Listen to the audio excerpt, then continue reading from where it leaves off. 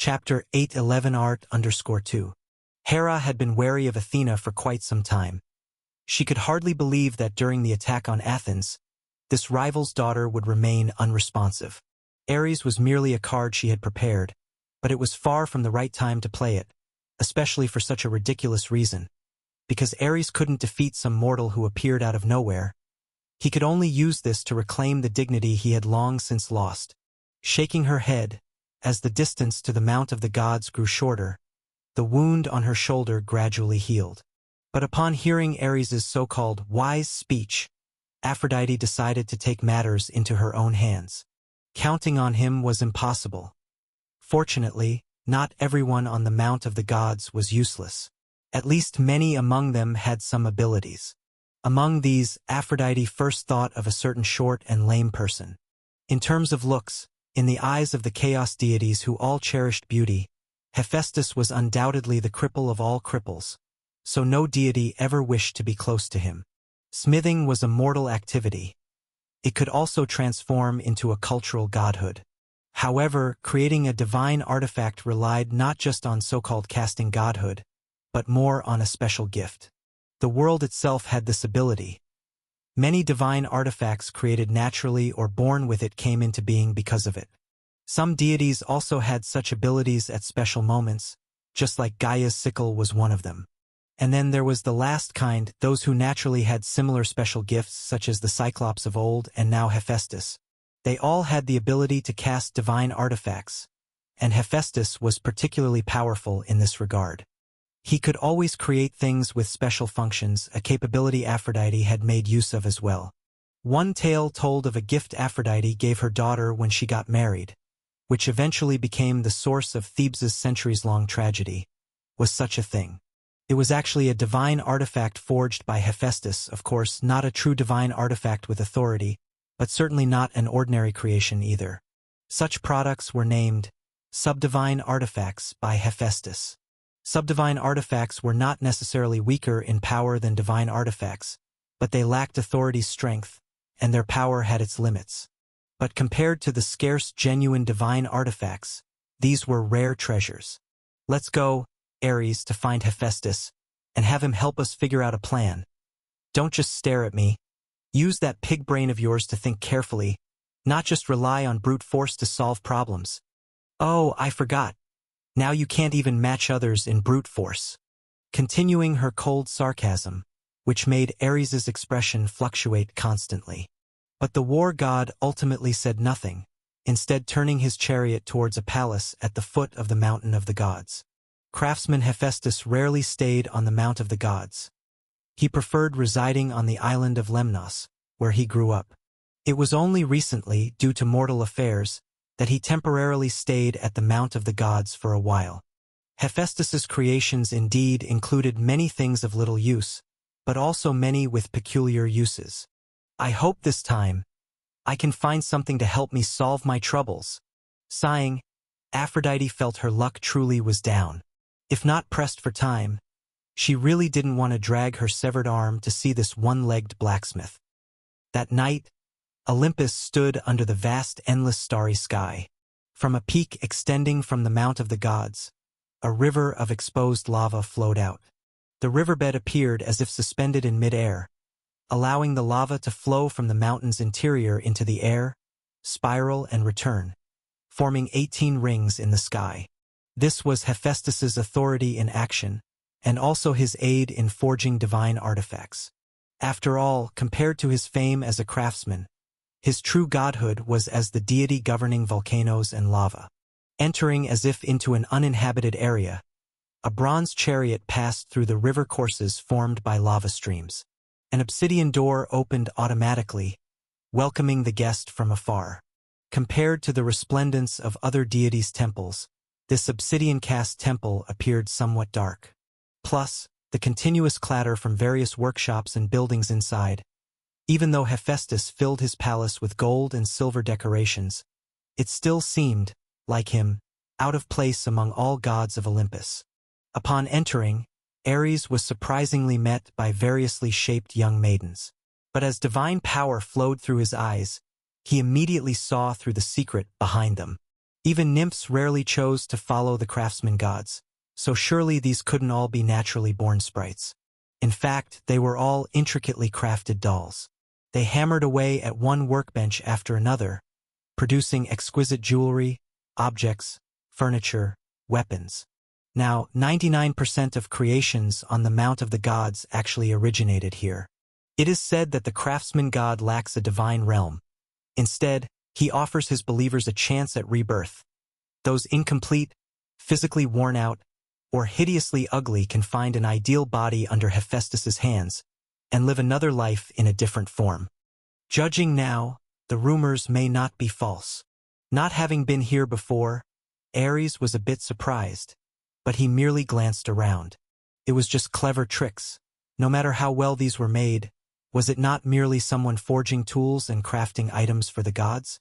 Chapter 8:12 Art_3. Enough, you shut up. Aphrodite spoke coldly as she walked quickly inward. She had been here before more than once. Soon, in the depths of the temple, she and Ares saw the presence of Hephaestus. So, you encountered a mortal with an undying body? Even in his own palace, perhaps foreseeing the visitors, Hephaestus's true form remained hidden. The high golden throne lifted him up, just slightly taller than Ares. Yes, as you can see, he struck me with a sword. Without hiding her injuries, Aphrodite knew that although she was always beautiful as the goddess of beauty, perhaps in Hephaestus's eyes, she was most beautiful at that moment. I understand. Sure enough, Aphrodite saw a fleeting look of amazement in the god of craftsmanship's eyes, indicating her request was settled. After a brief thought, Hephaestus slightly raised his hand, signaling an attendant to fetch a large golden net from the storeroom. The net shimmered, looking extremely magnificent. But for some reason, Ares felt an inexplicable sense of aversion the moment he saw it. What is this? As you can see, it's a net. Hephaestus spoke plainly. Even if you fall into this net, it won't be easy to escape, even if you're on Mount of the Gods. Ha! How could I fall into the net? Startled, Ares acted disdainful. He thought he found the reason for his aversion to the net, as it could pose a threat to him. A real masterpiece of casting. Yet, Ares didn't know he had a deeper connection to the golden net than he realized. In the original myth, Ares wasn't Aphrodite's husband. On the contrary, it was Hephaestus. Nonetheless, they still ended up together. So, to catch them in the act, the god of craftsmanship made this great net to trap the naked goddess of beauty and war god, then summoned all the deities of Mount Olympus to witness. It would be hard for ordinary people to understand his mindset. With this, even an unbreakable body is useless. Because you don't need to kill him, just trap him. An unbreakable body isn't an invincible force. It's not as challenging to handle as imagined. A bit of strategic thinking can offer many solutions. Still gazing at Aphrodite, Hephaestus introduced his divine artifact. But just as Ares moved to take it, he withdrew his hand. What do you mean? Ares asked. Facing the war god's query, Hephaestus looked puzzled. You're not planning to take my possession for free, are you? Indeed, I need to do something about Athens, as the heavenly empress instructed. But it doesn't mean I should handle the mess you've left. You! Shut up. Interrupting Ares once more, Aphrodite smiled slightly, making the entire temple bloom with flowers. So, Hephaestus, what do you want? I want you. He spoke calmly, then continued as Ares's face turned furious. I want you to be my model. I want to make a figure based on your likeness. A hint of obsession flashed in his eyes, as Hephaestus slowly said, People only know perfection as art, but are unaware that imperfection also holds beauty.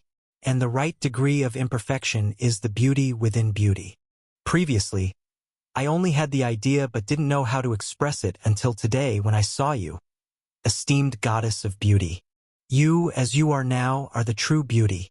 Involuntarily straightening up, the short god of craftsmanship's eyes shone brightly. I want to create a life-size figure of you with only slight modifications, of course. I promise you, unless the Mount of the Gods collapses and the divine court no longer stands, I will never let it reach the outside world. It will be the pinnacle of art. As for her name, I'm thinking of naming her the Broken-Armed Aphrodite. Chapter 8:13. Ignited Fire and Revelation. A night passed, and it wasn't until the next morning that Aphrodite finally emerged from the temple surrounded by molten fire, after Ares's anxious wait. Regardless of how she felt after hearing Hephaestus's request, the goddess of beauty ultimately agreed to his terms. The undying Achilles was not truly invincible, but the god of craftsmanship was the fastest and most suitable helper she could think of at the moment. As for a statue, let it stay. The cripple didn't plan to exhibit his perfect work of art, in his heart anyway. Perhaps to deceive herself, Aphrodite made a request. She vetoed the name closely associated with herself and asked Hephaestus to think of a new one. The god of craftsmanship readily agreed to this, for in his heart he also wanted to give his perfect creation a unique name. So the two reached an agreement, and the matter was settled.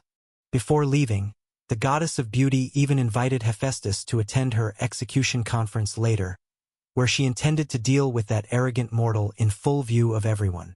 Although Hephaestus wasn't particularly interested, he didn't refuse. A small matter, it was just like going to watch the excitement. Humph! The doors of the temple closed behind her, and Aphrodite, carrying a golden net, ignored Ares, who had been preemptively expelled from the temple. Half a day earlier, Ares seemed to have some opinions about the one-to-one, perfect reproduction, life-size statue proposed by Hephaestus. Although his opinion wasn't important, to prevent any trouble, Aphrodite had him leave the temple in advance. Now that things were settled, and she had obtained the divine artifact she wanted. Yet, looking at the waiting war god, her dissatisfaction with Ares had not dissipated. A bunch of talents are the new generation of gods on Olympus. Besides the divine king with some capabilities, the rest of the male gods are more incapable than the other. The god of west wind, who only knows how to grovel at Zeus's heels, the cripple with a flawed divine body, or the useless thing like Ares. Who knows if this is a flaw brought by their lineage? Fortunately, I am different from them. The 12 Titans and I are the Heavenly Father's firstborn children, while they are merely gods of a later age. It's just a pity. Sigh. At this thought, Aphrodite couldn't help but sigh to herself. How unfortunate not to have been born in the Second Era. In that age, no incident of a deity being defeated by a human had ever occurred.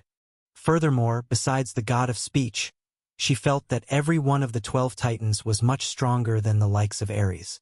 The gods of that era truly seemed like gods. All right, Ares, hurry and make some preparations. Set the traps. Once we capture that mortal, we'll bring him to Mount of the Gods. Then here, we will dismember him piece by piece, and reduce him to ashes. Aphrodite waved her hand dismissively, clearly impatient. What undying body!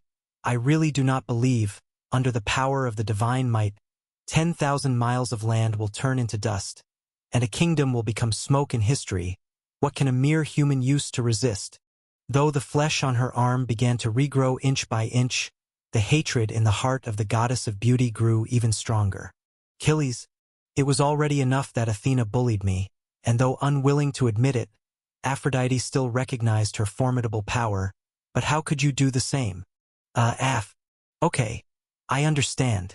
Ares opened his mouth slightly, wanting to say something, but seeing Aphrodite, who was clearly becoming annoyed, he decided to wait until the man was caught to speak.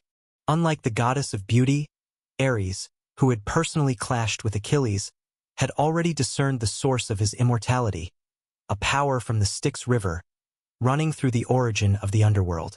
Styx, the eldest daughter of the god of the ocean who had long since broken free from the constraints of the ocean god system, had become one of the underworld's lords. Her power was so special and feared by all gods. Zeus showed her respect, while ordinary deities did not wish to be close to her. Achilles, the son of divine person, baptized by the power of the Styx River, was it really that easy to kill him?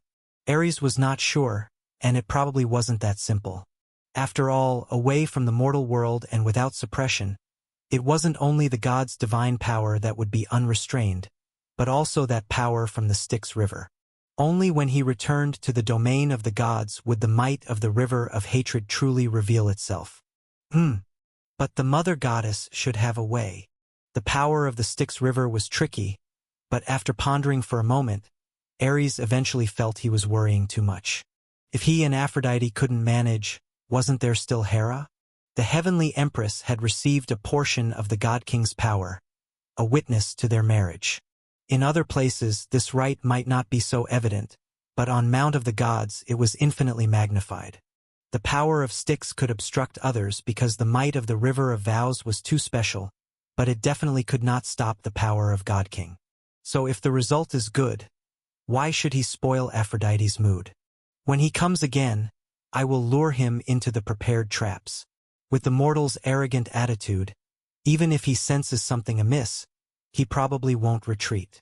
With conviction, Ares tried to recover his image.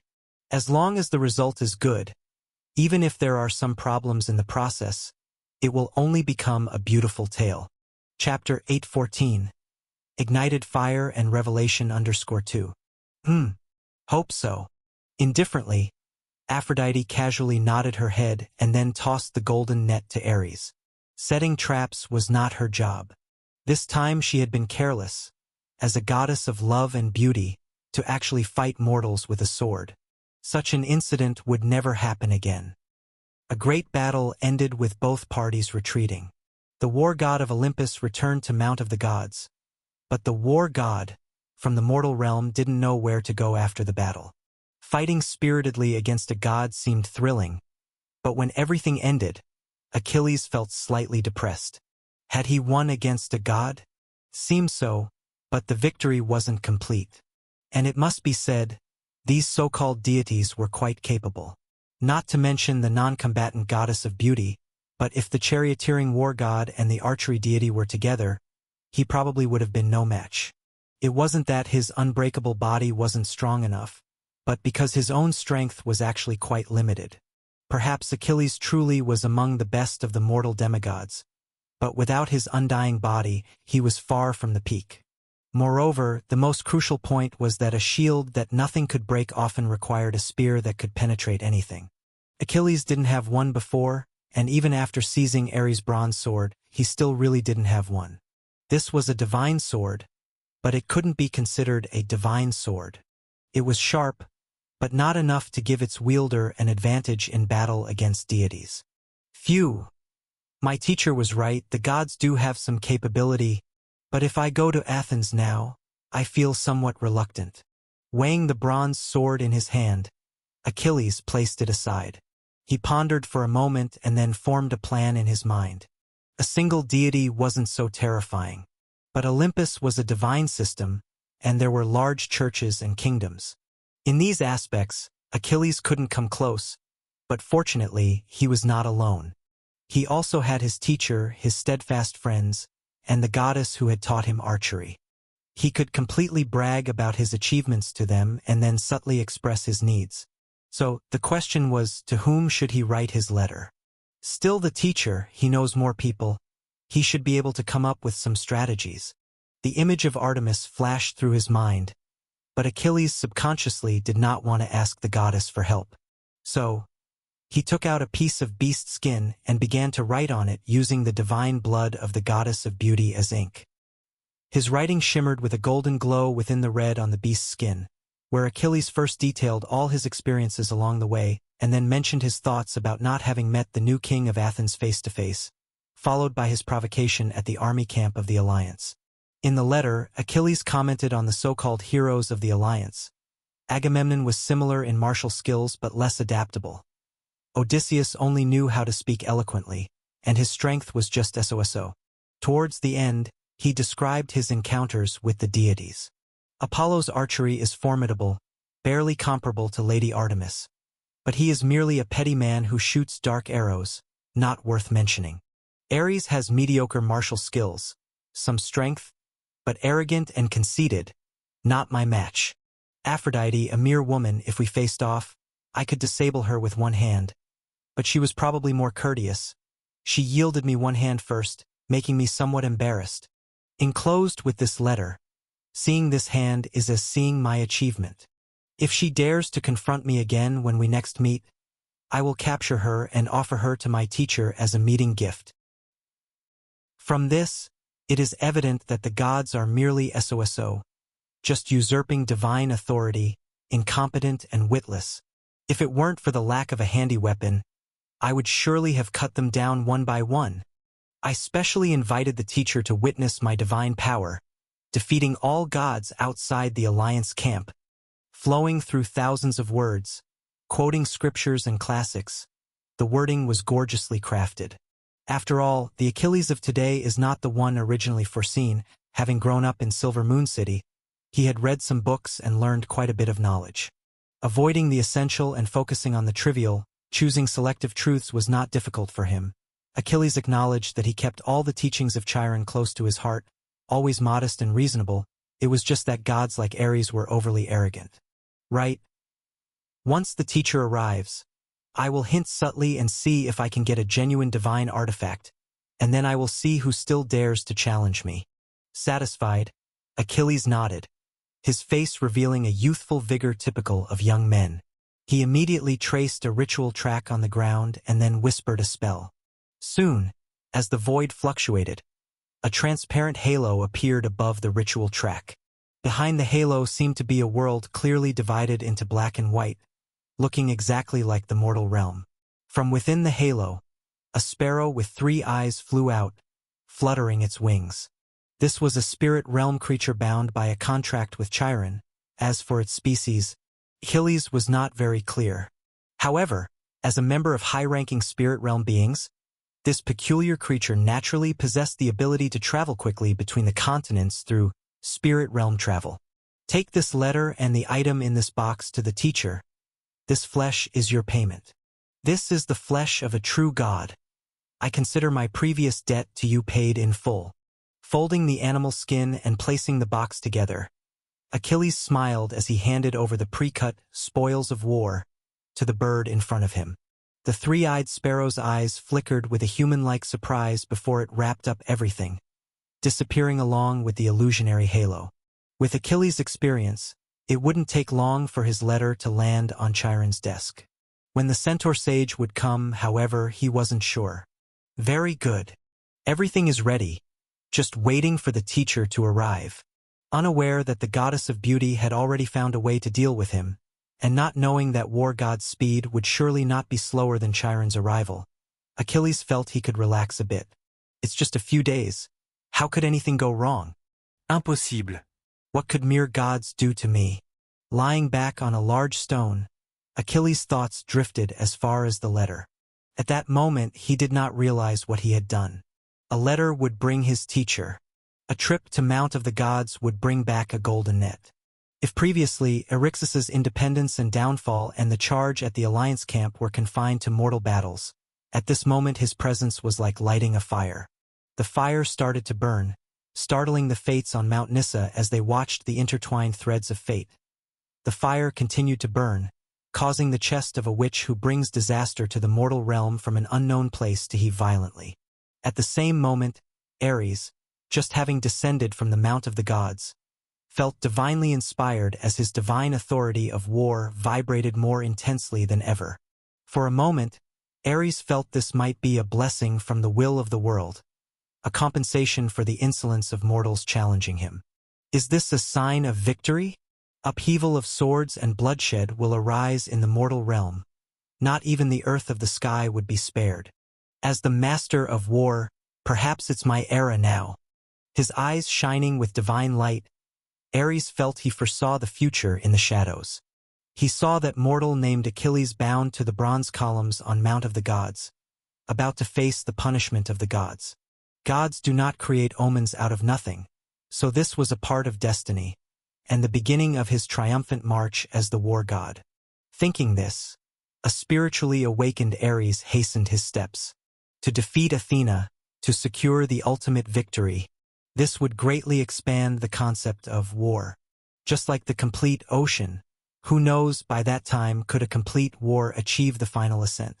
Ares did not know, but since fate had provided an omen, it might indeed happen. Chapter 8:15. Roots are divided into 3 classes. Sasa. She lay on the desk, diligently browsing the documents spread out before her, occasionally marking and correcting with a pen. Although it was already nearing evening, Andrea, having worked all day, still found no respite. Domestic and international affairs, the investigation of the Alliance's movements, and the learning of various knowledge filled her day. Days like these had persisted for a long time for Andrea.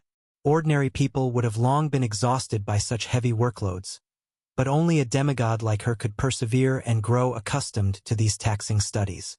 In theory, another water clock's time and today would be considered over. Andrea, as the new king, could detach herself from such tedious work and do things she enjoyed. However, there were always exceptions. Noticing the military reports delivered not long ago, Andrea lightly raised an eyebrow, seemingly relieving some of the fatigue from her eyes. It seemed quite funny, not something likely to happen under normal circumstances. But looking at the unfortunate party involved, Andrea felt quite vindicated. The Alliance camp anomaly, suspected mourning. Someone charged the camp. Casualties: Mycenae, Ares, Aphrodite, and Achilles. Broken, intermittent voices continued to rise as Andrea quietly read the words on the report. The words on the military report were very brief, only generally describing the entire process from Achilles charging the camp to the war god's intervention. To be strict, the casualties caused by Achilles weren't as many as imagined. He mainly dampened the recently recovered morale of the Alliance rather than directly causing heavy casualties. After all, in the current mortal realm's battlefield, other than a few divine artifacts, no one could inflict large-scale casualties or enable one person to destroy an army. If they could, the army would have long ceased to be necessary. The war god's weapon was taken, the goddess of beauty's arm severed. Is it true? After all, they are deities with a reputation on par with the goddess in the war and victory domain. Are they really so easily dealt with? Hesitating for a moment, out of respect for the deities as a group, Andrea, as a former godhood practitioner, refrained from uttering excessively harsh words. However, from the smile in her eyes, regardless of whether this military report was meant to amuse her, Andrea was indeed quite happy. After all, though it seemed like many things had happened, in reality it wasn't long since Theseus' death. And if Andrea were to choose whom she disliked most in this matter, both human and divine, the former would naturally be her brother who betrayed their father, and the latter the war god and the goddess of beauty. For no other reason, though these two played negative roles in the siege, their presence was indeed very prominent. One nearly trapped Theseus in Eryxis, which Aphrodite would have succeeded without the resistance of the divine descendant.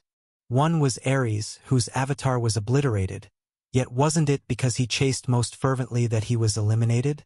Thus, seeing this news, Andrea naturally felt delighted amidst skepticism. A powerful demigod taught them a lesson. It somewhat sparked her memories. If, back then, her father had a capable helper at his side, perhaps history would have been rewritten. Do you think, is this possibly true? You told me before that the deity's authority requires strength to support it, that their divine power was essentially null in the mortal realm. However, most demigods' so-called near-god aspects are precisely their strong bodies remodeled by divine blood. But the war god, after all, he is the war god. Picking up the military report, Andrea brushed her hair. Her smooth black hair draped over her shoulders, gleaming under the moonlight. She enunciated the word war clearly, for no matter how you put it, Ares shouldn't have succumbed so easily. This is true. I've confirmed it before you received the letter. In fact, you need not be overly concerned about Ares.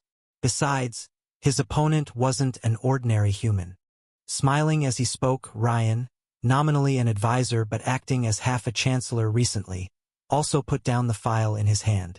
Earlier than the military report arrived, around the time the battle occurred, he had vaguely sensed those unusual fluctuations from afar. Achilles, one of the most renowned mortals of the Chaos Divine era. The fame of Achilles' heel became an idiom passed down in countless cultures. Even before his birth, He bore the prophecy of being stronger than his father. Fate brought him into existence with a power that terrified the gods. Yet, fate was always merciless. It granted Achilles a glorious life, but also left a deadly flaw, ultimately making escape from death impossible. This was typical, as both myths and legends often followed this pattern. Invincible abilities often succumb to fate's coincidences, for the invincible abilities were likely bestowed by fate's favor rather than earned through their deeds. Just like Chaos Achilles, who was invulnerable, whether the River of Oaths bestowing such power had that ability itself was unknown. The witches in tales could bless warriors against formidable foes, yet they themselves didn't possess the blessing power. The hero of the Nine Realms, Siegfried, also bathed in dragon's blood, rendering him impervious to weapons. But the fact he could slay a dragon implies that the dragon providing the dragon's blood and being killed perhaps didn't possess immortality. Chapter 8:16. Roots are divided into 3 classes _2. Otherwise, how was it killed? Even if it was plot armor, it still proved destiny's role within it. This shows that listing destiny as one of the 4 pillars of the world is not without reason. Thousands of years, tens of thousands of years, from beginning to end, it spans between all things. It seemed as if its power was not displayed, but in fact, it existed everywhere. When it needed to, mortals could ascend from the earth to the sky. When it was not needed, those who were favored could be mercilessly discarded. Thus, Chaos's mortal realm war god left the flaw of Achilles' heel.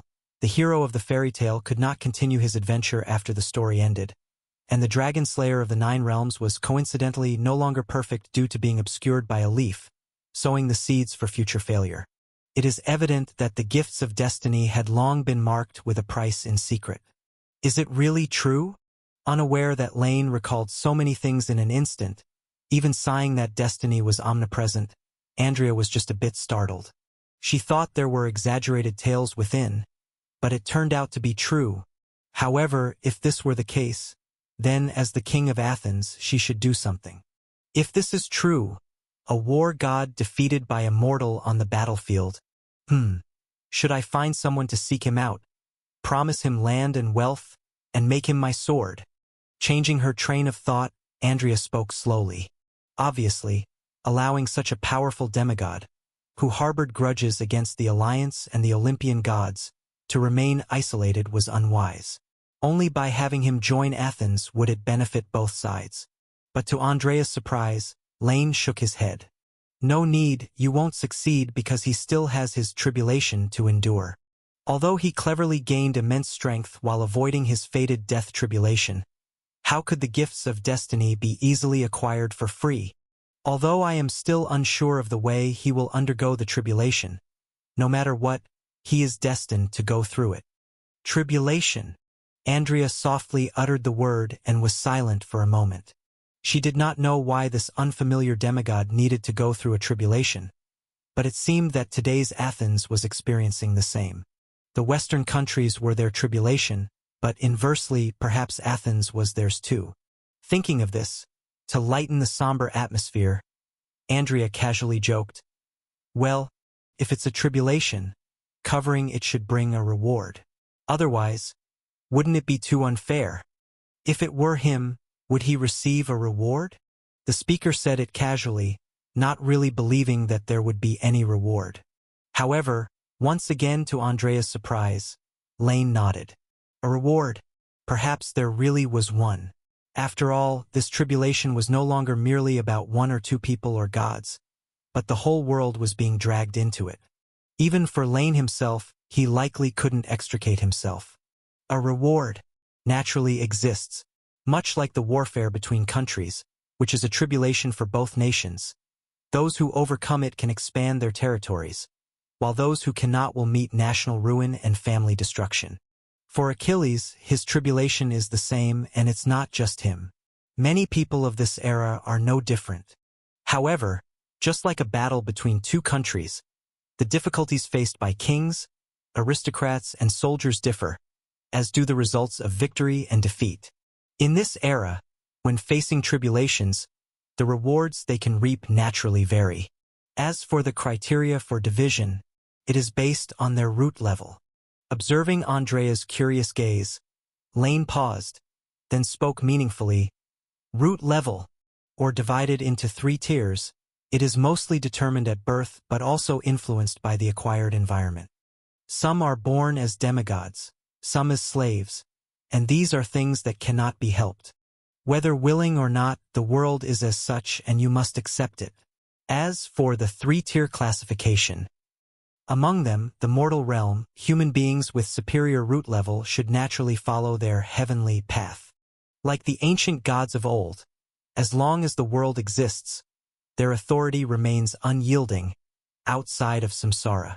As for those with middle root level, they can achieve their human path.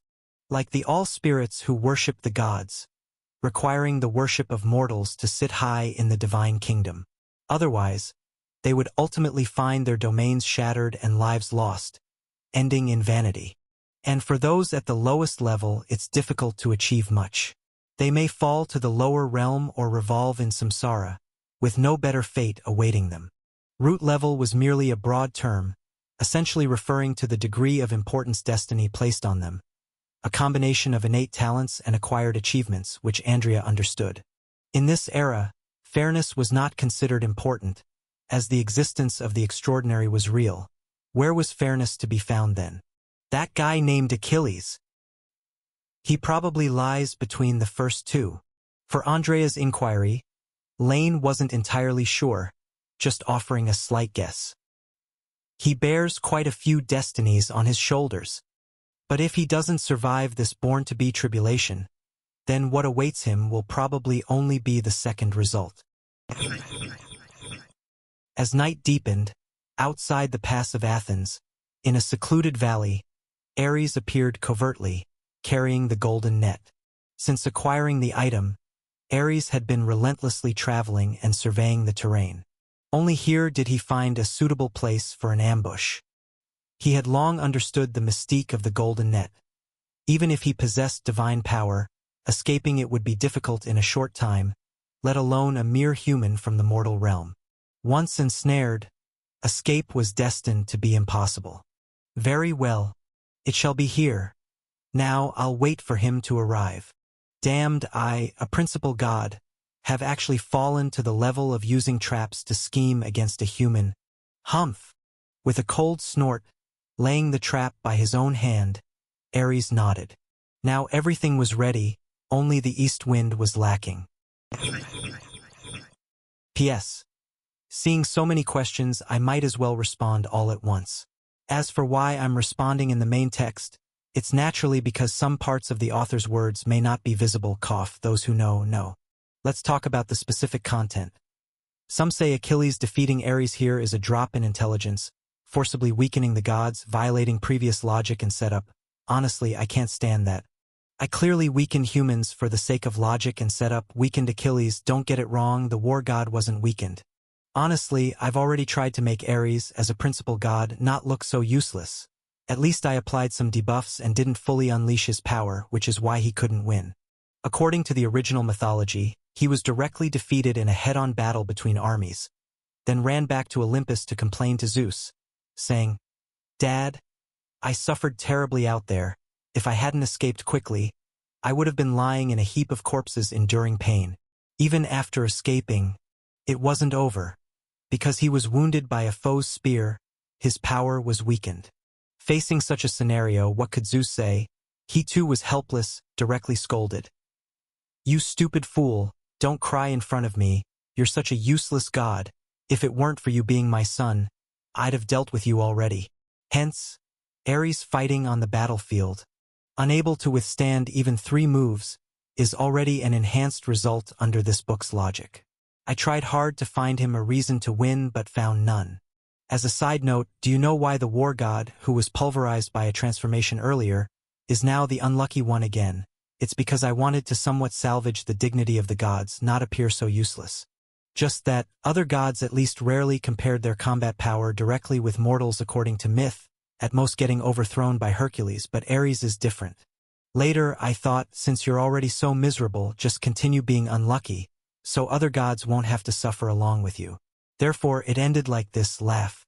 In summary, let the war god go, he's just inept, no alternatives. Above. Chapter 8:17. Catching them all in one net. The next day, compared to the chaos of a few days ago, the Alliance's camp had regained order.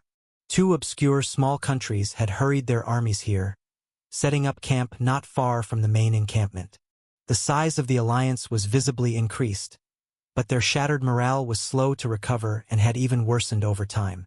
Various rumors spread among the lower ranks, and Agamemnon, the only one who could possibly manage the situation, was still healing from his wounds. So when Achilles appeared in front of the camp once again, this uneasy emotion was further amplified. Fortunately, Ares hadn't failed this time.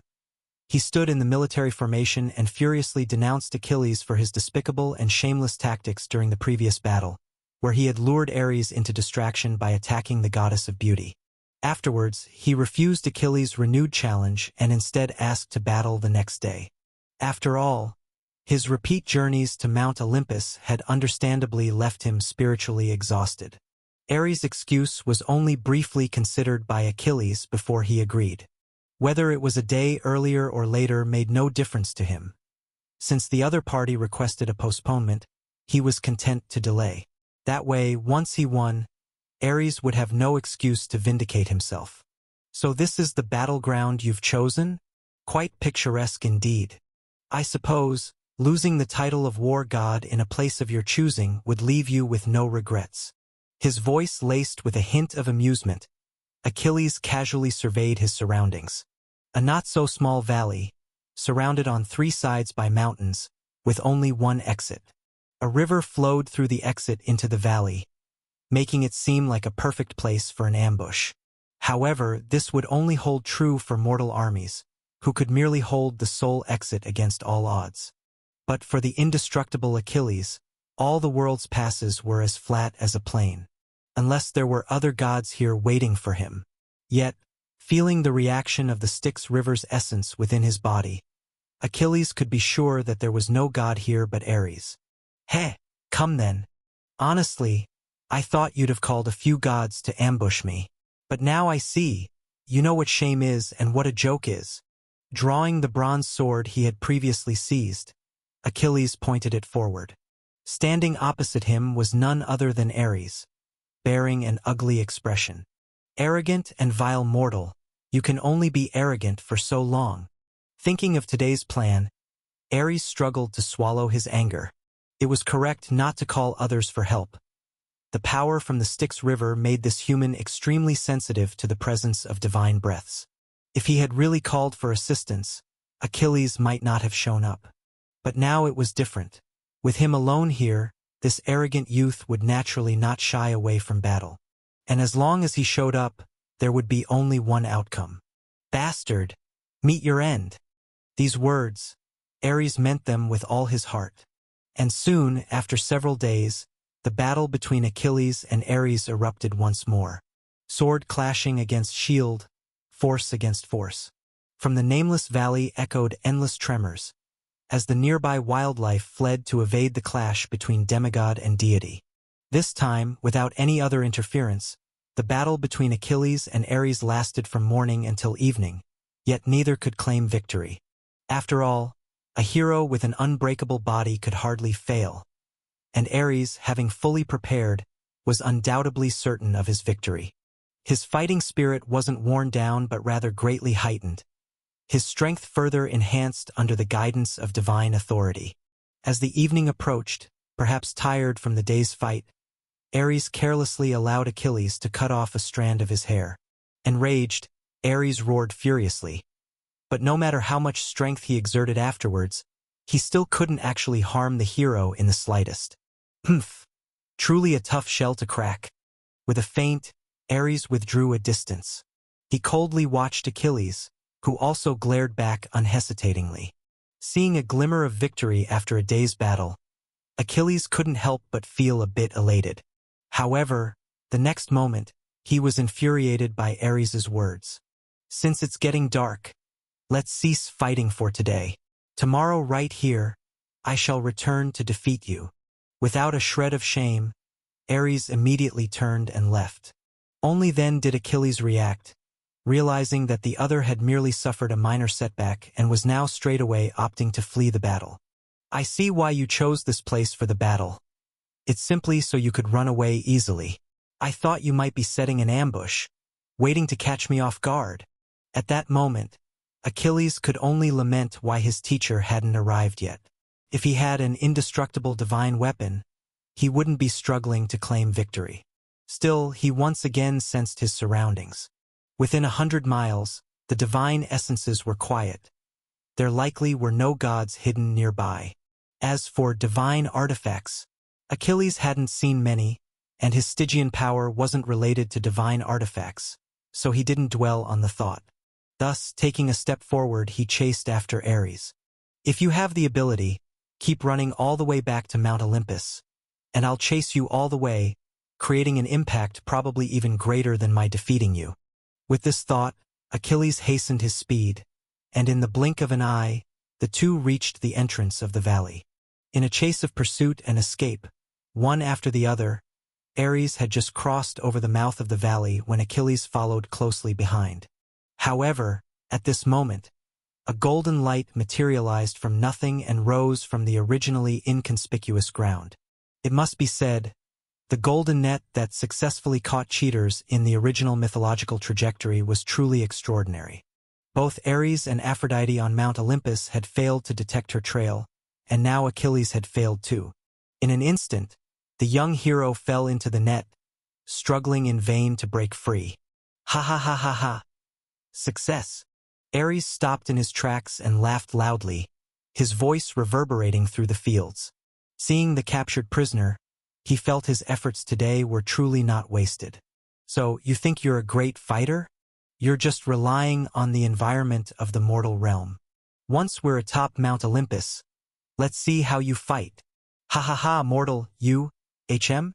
Just as he was about to mock, Ares suddenly looked back into the distance.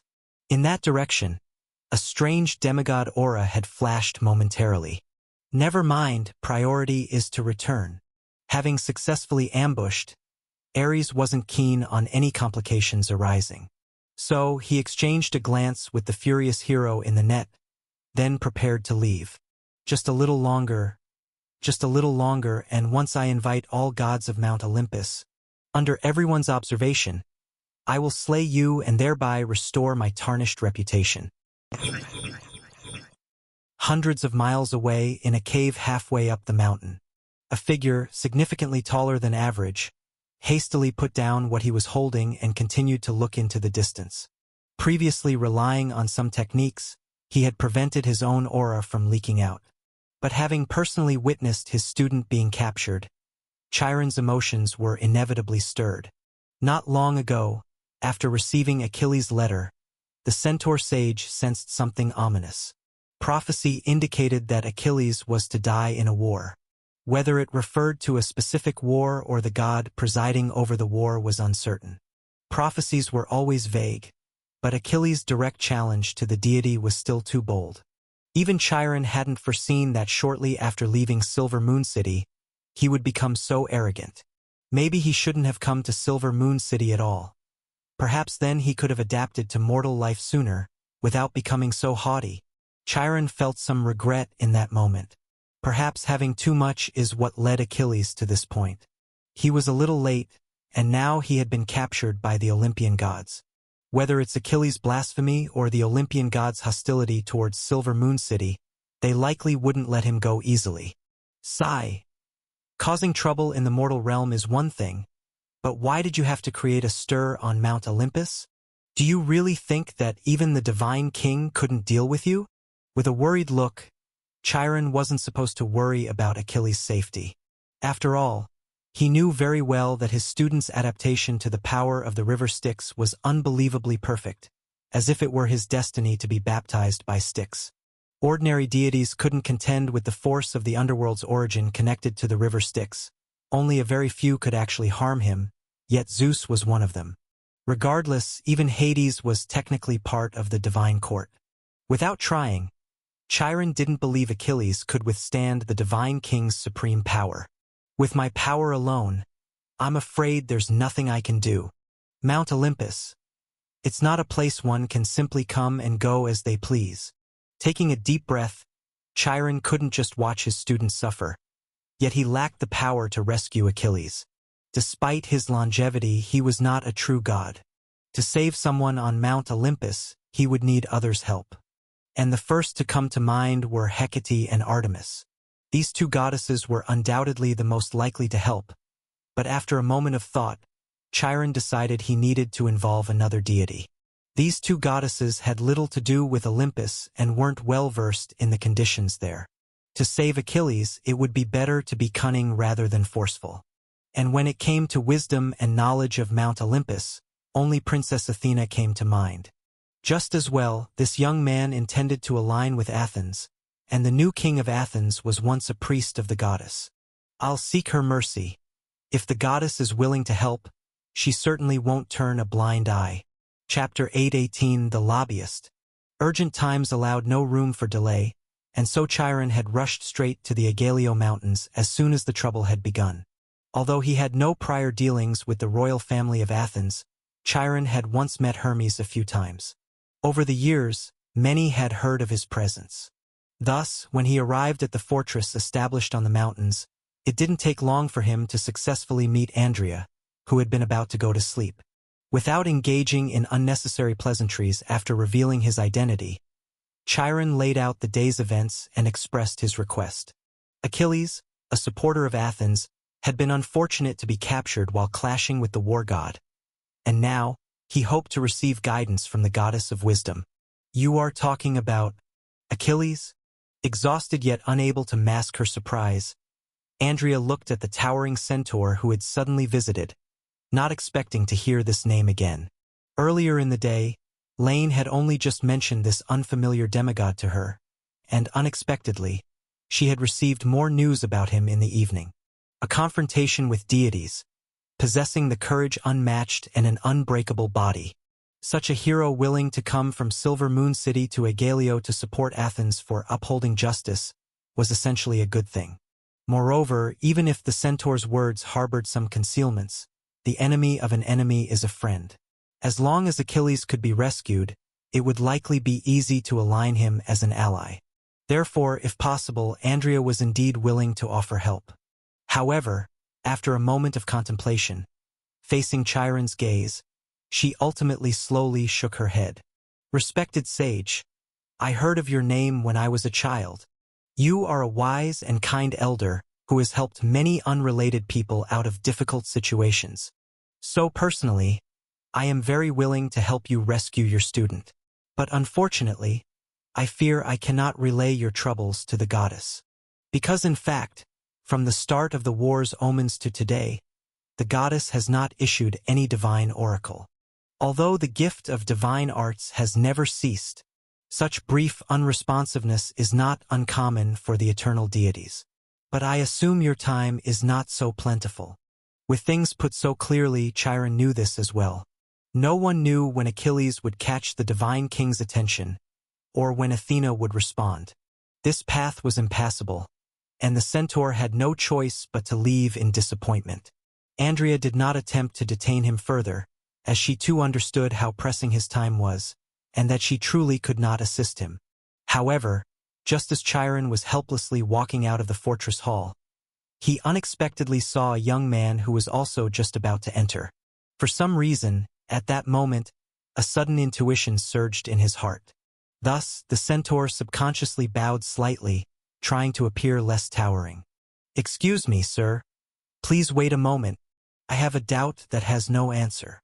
I mean, if I wanted to rescue a mortal who has defiled the deities from the high peaks of Mount Olympus, from within the golden palace above those 9 clouds, what do you think I would need to do to succeed? No sooner had Chiron asked this than he regretted it. How could such matters be casually mentioned to others? He had been out of his mind. Even though he had come to visit the new king of Athens, it was to seek Athena's help, not that of the new king himself. If anyone could solve the problem, then Olympus would seem too incompetent. Going to Olympus to save someone? I haven't considered that. I suppose no Athenian would ponder how to enter and exit the Mount of the Gods. The young man shook his head and declined, making a light-hearted joke.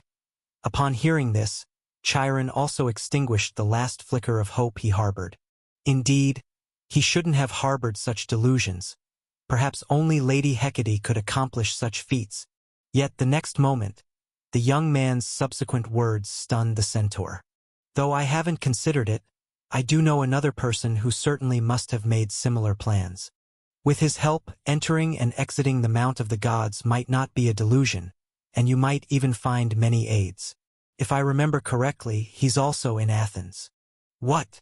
Chiron was astounded, not expecting such an answer. But the young man before him didn't give him the chance to inquire further. He simply smiled, walking past Chiron's towering figure into the hall, casually closing the large door behind him.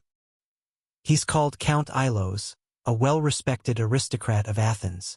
We just happened to sit together during the grand debate held at the Acropolis of Athens. Personally, I think he definitely wouldn't refuse you.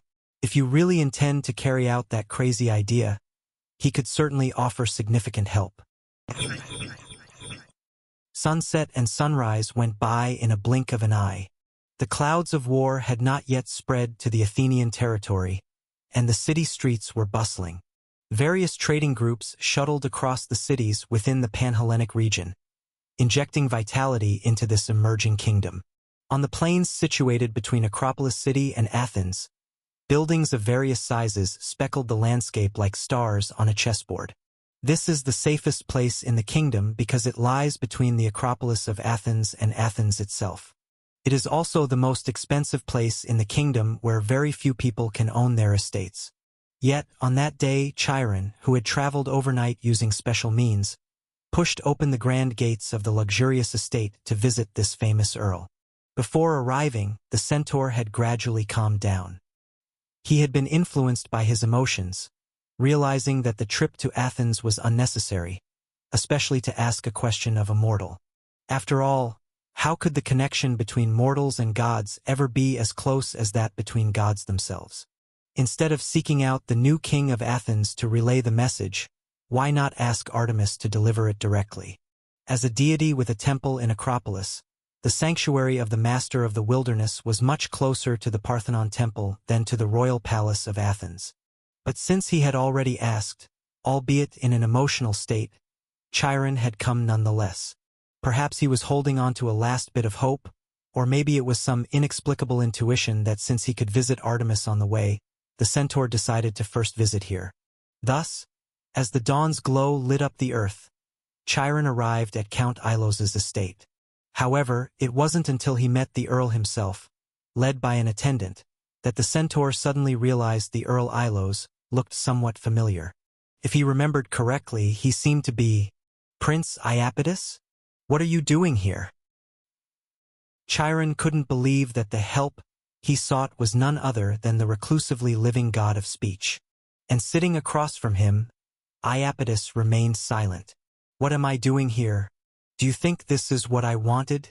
Had it not been for the accidental debate I witnessed, and then inadvertently substituting for someone, how would I still be in Athens now?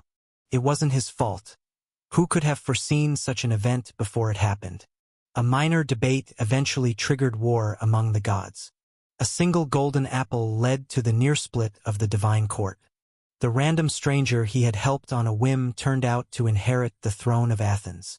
And now, she was leading the Athenians west, staking the eastern route of the western all countries. What could I do in this situation? If I now told Zeus that this was all a misunderstanding and that I hoped to continue living incognito among mortals, without partaking in conflicts between gods, I wonder if there's any chance of success. Probably not. 3 suns, one holding up the sky, another filling the seas, and still another wanted by the divine court. My wife and the former god of the sun, Helios, who threw himself into the embrace of all gods, are together, and the one who promised to protect me was Earth Mother Gaia, who once opposed the divine court. And for the past several centuries, I have been living in Athens, even participating in the recent change of the Athenian throne. So many buffs stacked together, anyone would believe that Iapetus' actions were not spur of the moment. The possibility of an accident exists, but the reason it's called an accident is that its likelihood is extremely small. So he definitely harbored dissatisfaction with the divine king long ago. It just surfaced recently. And the goddess of wisdom, Athena, is his new refuge. Facing such circumstances, Iapetus admitted he was helpless. Once a man begins to doubt you, then everything you do is wrong. Moreover, perhaps as an observer, Iapetus felt he had perceived the true nature of this divine war. Zeus wants to use this opportunity to eliminate uncontrollable powers on earth, to bring everything under his order. Under these circumstances, myself, being one of the weakest Titan's deities, obviously becomes an easy target. Even without these issues, Zeus would likely find some excuse to take action against me. Now that there is an excuse, there's even less chance I could be spared. That's why I am here. I have been staying alert to the developments ahead. The situation isn't likely to undergo rapid changes soon, and since I'm not known for my combat abilities, I have also not met with Athens' new king. His expression calm, it was unclear if he had come to terms with his fate. Iapetus did not conceal his thoughts since he had heard of this centaur before. The centaur from Silver Moon City, Chiron, he couldn't possibly be connected to Zeus. So appearing before me now, he must have been influenced or faced some difficulties. What about you? I have heard your name. Why have you come? Regardless of the reason, you should know, as the god of speech, only my oratory skills are noteworthy. Chapter 8:19. Secret Passage and Levitian. You are too modest, Prince Iapetus, said the centaur, bending respectfully to the ancient deity. Although your fame is not prominent, all who are versed in the tales know the grandeur of what you and your progeny have accomplished. Even if 10,000 years pass, their deeds shall never be effaced. Within the luxurious manor, the servants had already departed. The centaur bowed deeply, paying homage to the old divinity. It was unexpected. A mere whim had led to an encounter with a titan of the old era, and Chiron could scarcely believe the surreal moment. As for his words just now, he was not merely flattering. After all, though the god of speech had never possessed great strength, to the creatures of the world, he and his offspring were truly a part of the Creator family. From proposing the creation of life in the Golden Age, visiting the spirit realm, to aiding Mother Earth in creating life during the Silver Age. The Bronze Age was universally known. The renown of Prometheus still circulated among humans to this day. And in the fourth generation of humanity, Iapetus had not been left behind. Deucalion and Pyrrha, who had given birth to a new race by casting stones, called him grandfather. Though they were no longer immortal deities, their bloodline connection remained unbroken. From this perspective, the god of speech's ties with the created beings were indeed unusually close, of course. His poor relationship with the divine king was just as notable. In the time of the first divine king, Uranus was the common enemy of he and his brothers. During the second divine king, he went against Cronus' orders to partake in the creation of the Silver Generation. Now, under Zeus's rule, none of his wives, sons, or daughters were neglected. This strange fate was easily overlooked when not considered. But once tied together, it left any observer in silence. It was unclear whether it was the inherent conflict with kings or a natural affinity with created beings. However, Chiron felt that although it was their first meeting, Iapetus was still trustworthy. No one suspected this deity would side with Zeus. At worst, he would simply refuse. So this is the dilemma I face, respected Titan. My student has been captured by the war god, and his life hangs by a thread. Though he has committed the sin of impiety, it was an unintentional fault. Furthermore, Achilles shows no disrespect to deities beyond Olympus, especially the sage who stole heavenly fire, one whom he greatly admires. Pleading earnestly, the centaur did his best to speak well of Achilles. However, to Iapetus these were futile efforts. No mortal can lie in front of the god of speech, at least not Chiron. Without showing emotion, he was able to discern truth from exaggeration and lies. The demigod named Achilles may indeed have respected some deities, but that certainly did not include him. As for Prometheus, perhaps merely as a fine god. Nevertheless, Iapetus did not expose this. If he did not wish to assist, He would not change his mind based on whether a mortal respected him or not, and vice versa. As for whether he was willing to help, to Iapetus, the key to this matter did not lie in Achilles, nor in Chiron or himself. Whether the mortal could survive was entirely up to Zeus and the other primordial deities. The divine king's intentions were becoming clearer. Even he could see the signs. How could the primordial gods not know? So on this matter, only one question remained. Who was unwilling to see Zeus unite the mortal realm, and who chose to turn a blind eye? And faced with potential resistance, how would Zeus respond? Sigh. He sighed with a sense of helplessness. If possible, he had no desire to become involved in such matters. However, his sons had attracted a considerable amount of hatred, and Zeus could not tolerate his leisure any longer.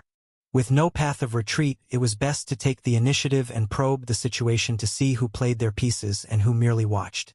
By then, he would not mind returning to his old profession, aligning with the right side, and becoming an envoy who persuades the gods. Chiron, I too regret the difficulty you are facing. But as you know, I do not flaunt my power among the gods. Thus I cannot assist you directly.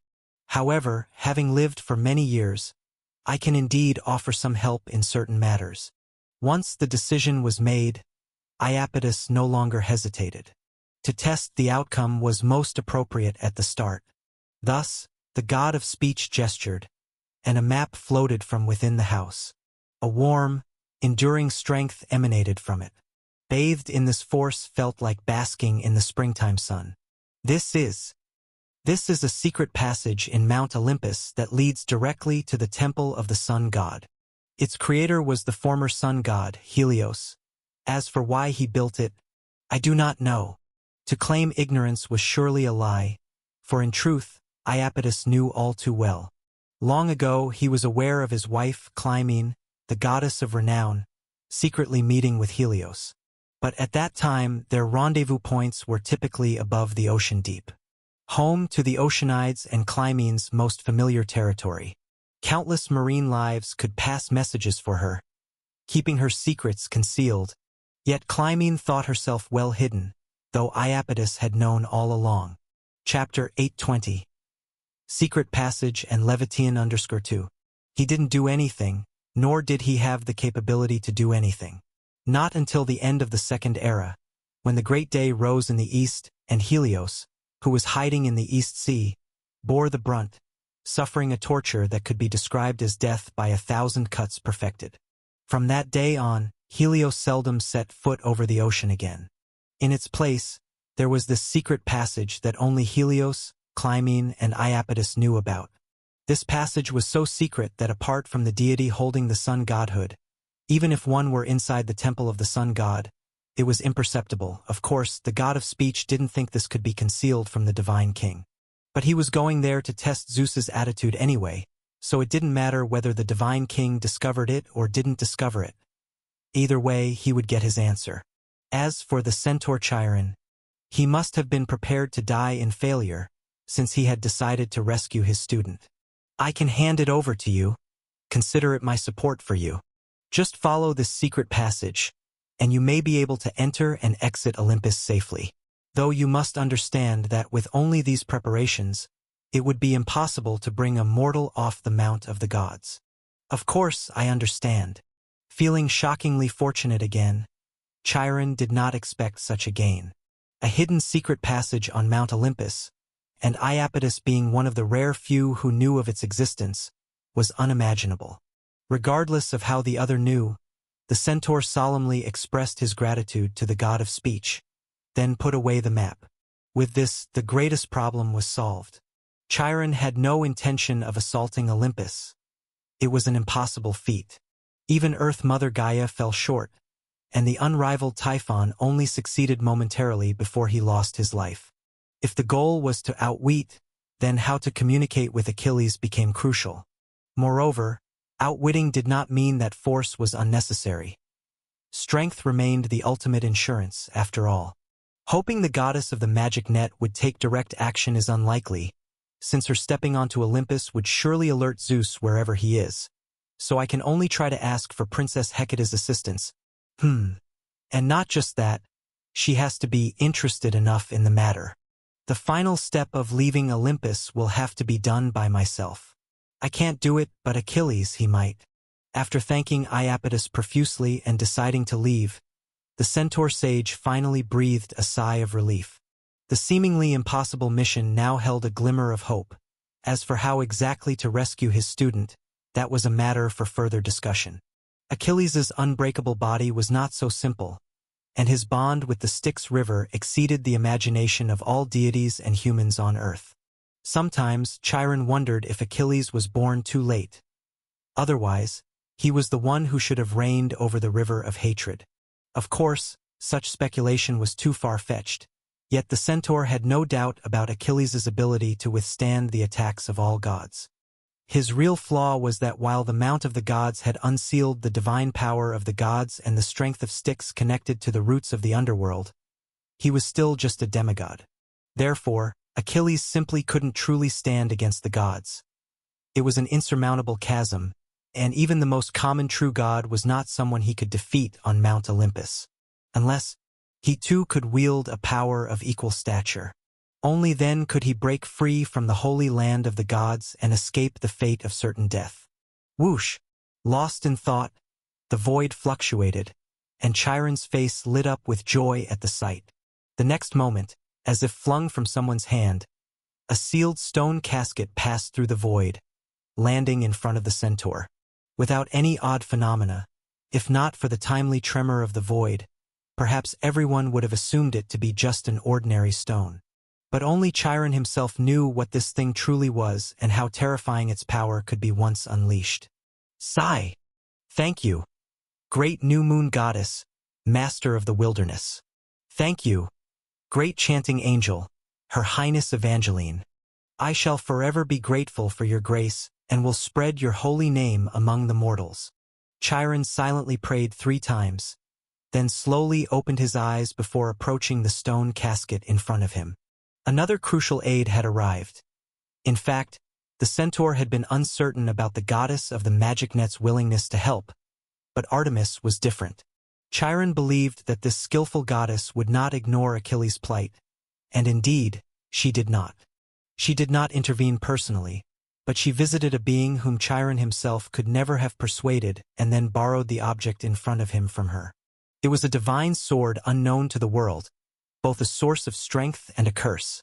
To grasp it was to endure the torment of the great solar incineration, not a faux sun, but the supreme burning of a real celestial body. Even true gods would be wounded in the face of such a dreadful curse, not to mention, for them, the burden of this ill-fitting divine artifact would probably be greater than the strength it provided. The divine sword Levitian. Chiron had only recently come across it by chance when mentioned by the goddess of the magic net, Hecate. Regarding this divine sword, Hecate's assessment was blunt. Those who could wield it had no need, and those who needed it couldn't use it. Although even for a true god with great divine power, a high-grade artifact could vastly increase their strength, just as the thunderbolt strike arrow had done for Zeus before he broke through the limits of true godhood. But if the price of using it was to bear the burning of the real sun, then most of the user's power would be restrained by the artifact. Under such circumstances, no matter how powerful Levitian was, it could only be shelved away. However, there is no such thing as useless, only those who cannot use it. Sneaking into Mount of the Gods through the secret path of the former sun god, and escaping the prison using the remnants of an ancient sun god. Well, upon reflection, the sun and the divine court seemed to share a similarly deep connection. Picking up the stone casket, Chiron dared not open it to look. The curse of a divine artifact was no joke. He simply secured it and hurriedly left. There were still numerous preparations he must make, but the most critical issue had, thankfully, been resolved. He could only hope that Achilles' luck would hold out, at least until he rushed to Mount of the Gods. Above the world of mortals, Chiron continued to hustle about. However, elsewhere, Ares had finally returned to Olympus with his captive. No need for his own palace. After all, Aphrodite was waiting for him, Thinking of this, the war god tightened the golden net that covered him. This mortal was too arrogant, not bowing even when captured by him. Ares had intended to teach him a lesson, but considering Apha's desire to execute him publicly, he decided to be patient for the time being and wrapped him in animal hide to block all sound. He would inform Aph first to see what she thought. Either way, the mother goddess would have his back. Now that this human had come to Mount of the Gods, he would never live to return. Chapter 8:21 Execution. The sun rose in the east, shining on the boundless sea of clouds, casting ripples of golden light. Music and the fragrance of 100 flowers occasionally drifted by, surrounding the sacred land where the gods resided. Countless chariots passed through the sky, bringing with them deities who did not often reside on Mount of the Gods. It was like a prelude to a grand banquet. For the first time since the Golden Apple Feast, so many deities had gathered together on Olympus. The goddess of Hearthfire stood on one corner of Mount of the Gods. She watched the sky, bustling with chariots, her expression tinged with worry. Hera, I have always advised against stirring up wars and chaos in the mortal realm over an elusive title. But this is ultimately your own affair, and I cannot stop you. But now, just to kill a mortal, Aphrodite and Ares have invited all the gods so grandly. Is such an action truly necessary? Not far from the main peak of Mount Olympus, Hestia could see a giant metal pillar erected high. That place was intended for punishing the enemies of the divine court, but in reality, from the day it was built, it had never been used. Those who could be killed usually did not require such drastic measures. And the enemies worth noting were usually the undying deity race.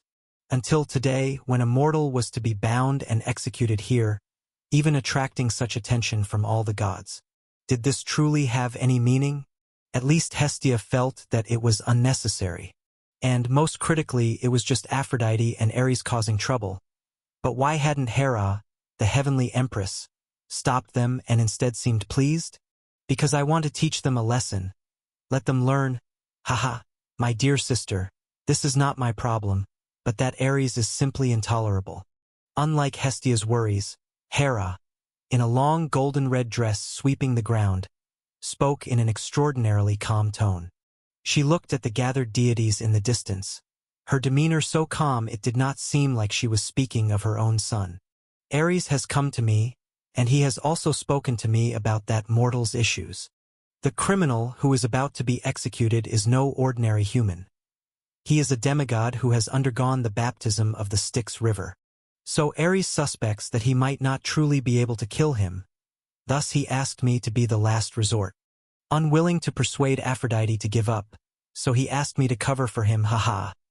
He is quite thoughtful. As long as at the time he and this woman step down, why wouldn't I be willing? Frowning again, as the eldest sister, Hestia had always wanted to resolve the conflicts between her siblings and nieces and nephews for thousands of years. But evidently, her efforts had never borne fruit. So Hera, you rejected Ares' request? Of course not, I agreed to it. If I hadn't agreed, how would he and Aphrodite dare to invite all the gods to watch their execution conference? Heavenly Empress, although not the divine king, but at least this time, I keep my word. Of course, if they cannot handle this mortal, when I will step in to resolve this trouble, that will depend on my mood.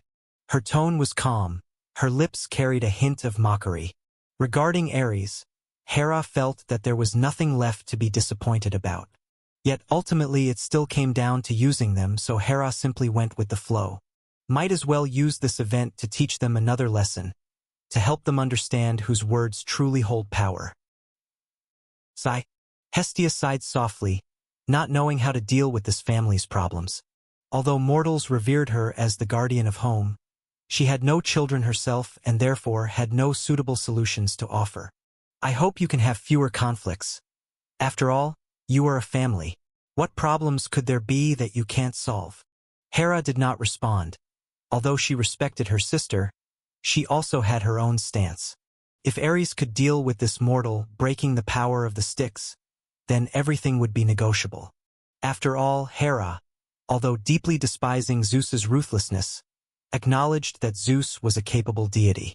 but lacking the ability to solve problems while covertly disobeying her commands. Humph! With a cold snort, Hera noticed the commotion in the distance. The mortal captured by Ares had been brought onto the high platform. Whoosh! Boom! He strained with both hands, pulling at the chains on his body. The sound of metal clashing and the reverberation in the air rose and fell, but at this moment, Achilles realized that his strength was not enough to break the shackles. His limbs were locked to the copper pillar, unable to move. Although he could not discern the material of the chains, the young hero knew they were not ordinary. Like the golden net that had once ensnared him, even deities would struggle to break free. For a mortal, it was an insurmountable barrier. However, unable to break free, Achilles brought to the high platform had not stopped. He looked around at the eyes watching him like he was a clown, and unapologetically returned their gaze as if looking at trash. Ha ha ha ha ha. Ares, are you inviting me as a guest? Or under the witness of all the gods, have you finally decided to hand over the position of war god to me? If that's the case, I might reluctantly accept your kind gesture. Laughing loudly, Achilles' mocking intent was clear.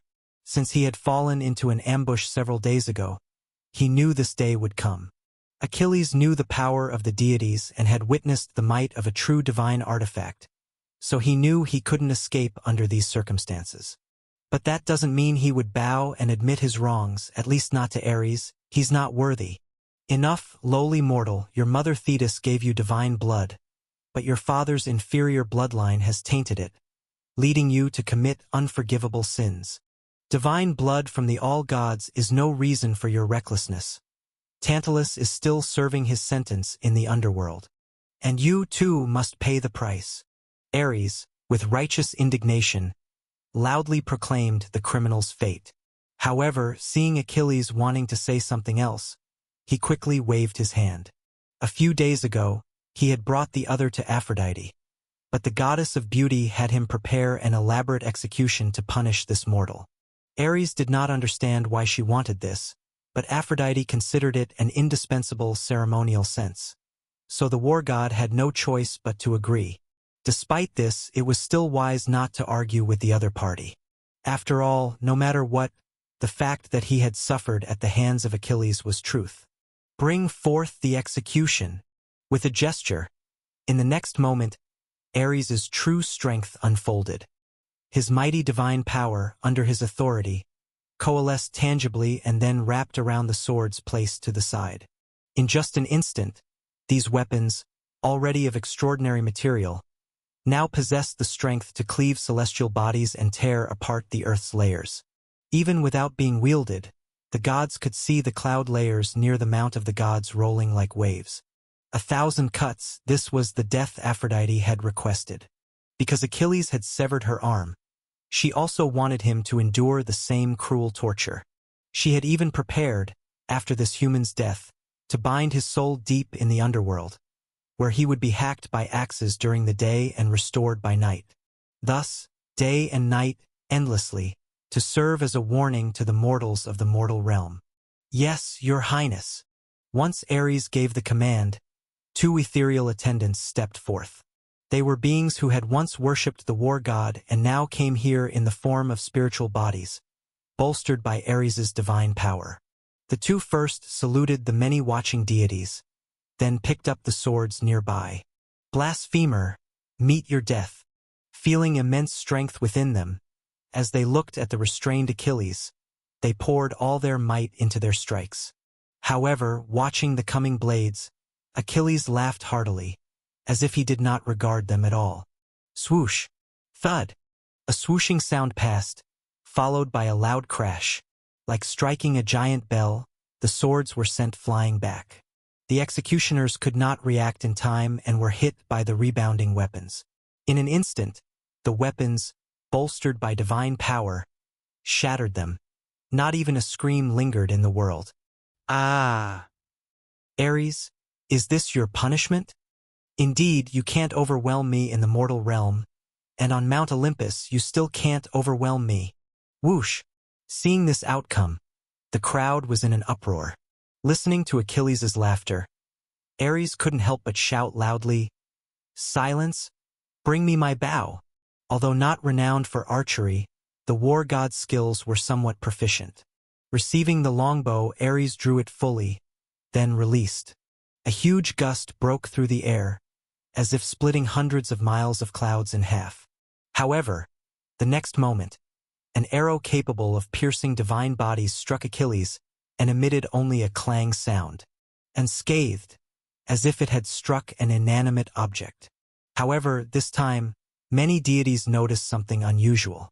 Just as the arrow collided with Achilles, it seemed they saw countless tiny runes appearing on his skin. The dark runes, fading in and out, seemed as if the war god had struck not a human, but a wraith clad in human skin. Ares, is this all you are capable of? Too light, too feeble. If this is all you have, you cannot kill me. Damn! Biting his teeth in secret, the worst had happened. Ares had known that the power of Styx was not so easily broken. Strictly speaking, Achilles should already be dead by now. He just did not know why he had deceived the law of life and death and still lived on Earth as a living being. But his entire body, rather than being of flesh, would better be described as a vessel of the power of the Styx River. Don't rush, I still have a way. After failing twice, the atmosphere at the scene had changed. Even though the goddess of beauty had been silent from the start, Ares had already seen her suppressed discontent. In fact, from his first day on Mount Olympus, Ares had secretly tried and truly couldn't harm this human. So, the reason he didn't strongly avert Aphrodite's plan was only because he had another reliance. Since axes and swords cannot kill you, let's use thunder and fire instead. Taking a deep breath, Ares actually didn't want to do this. After all, stealing the thunder from Hera was not something he could openly discuss. But for Aph, if the mother goddess wanted to blame him later, he would just listen then. Chapter 8:22 Divine Fire. Splash. The chains clanged continuously, and at the moment Ares made his decision, the execution platform did not halt. It was unclear whether it was curiosity about the mortal's undying body or an invitation had been received beforehand. Either way, watching the fearless Achilles, more than one deity descended to test him. Leader of the wind gods, Zephyrus, was not present, but his followers and siblings did not miss the event. North wind god Boreas, south wind god Notus, and east wind god Eurus summoned a ferocious wind under the compelling gaze of Aphrodite, blowing from 3 directions.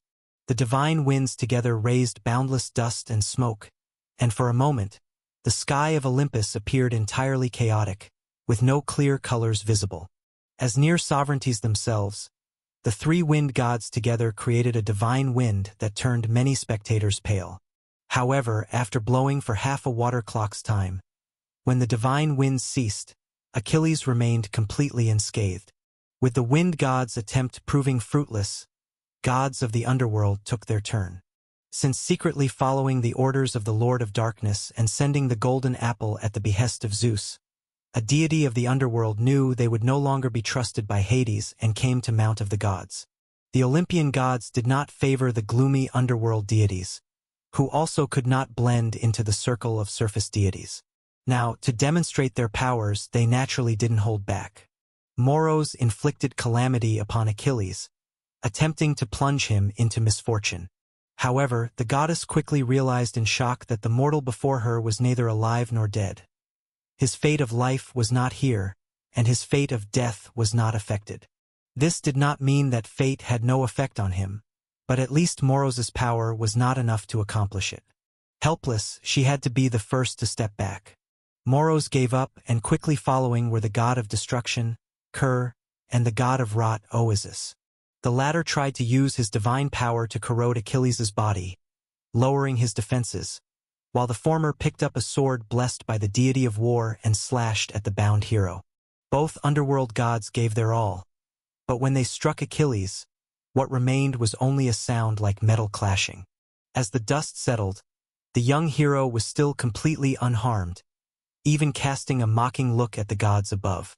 Too light? Are all deities so weak? If that's the case, it might not be just Ares who should give up his godhood to me. Why don't a few of you give me your places as well? Silence! Achilles' blasphemy once again infuriated the gods. Even those who were merely spectating now felt compelled to intervene.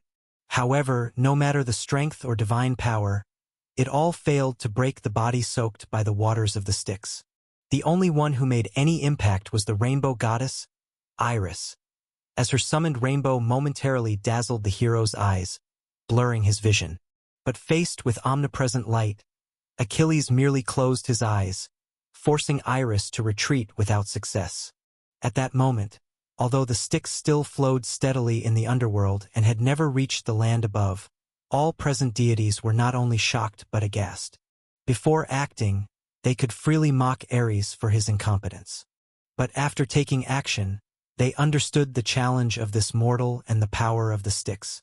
Historically, deities held an absolute advantage in terms of divine authority and divine bodies compared to the earthly creatures.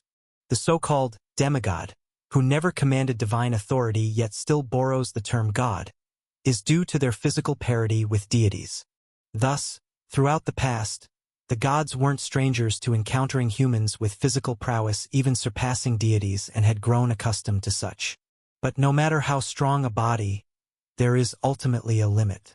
Today, they suddenly realized that there is indeed someone whose body was tempered to be as tough as a divine artifact, impossible to harm even with all their methods exhausted.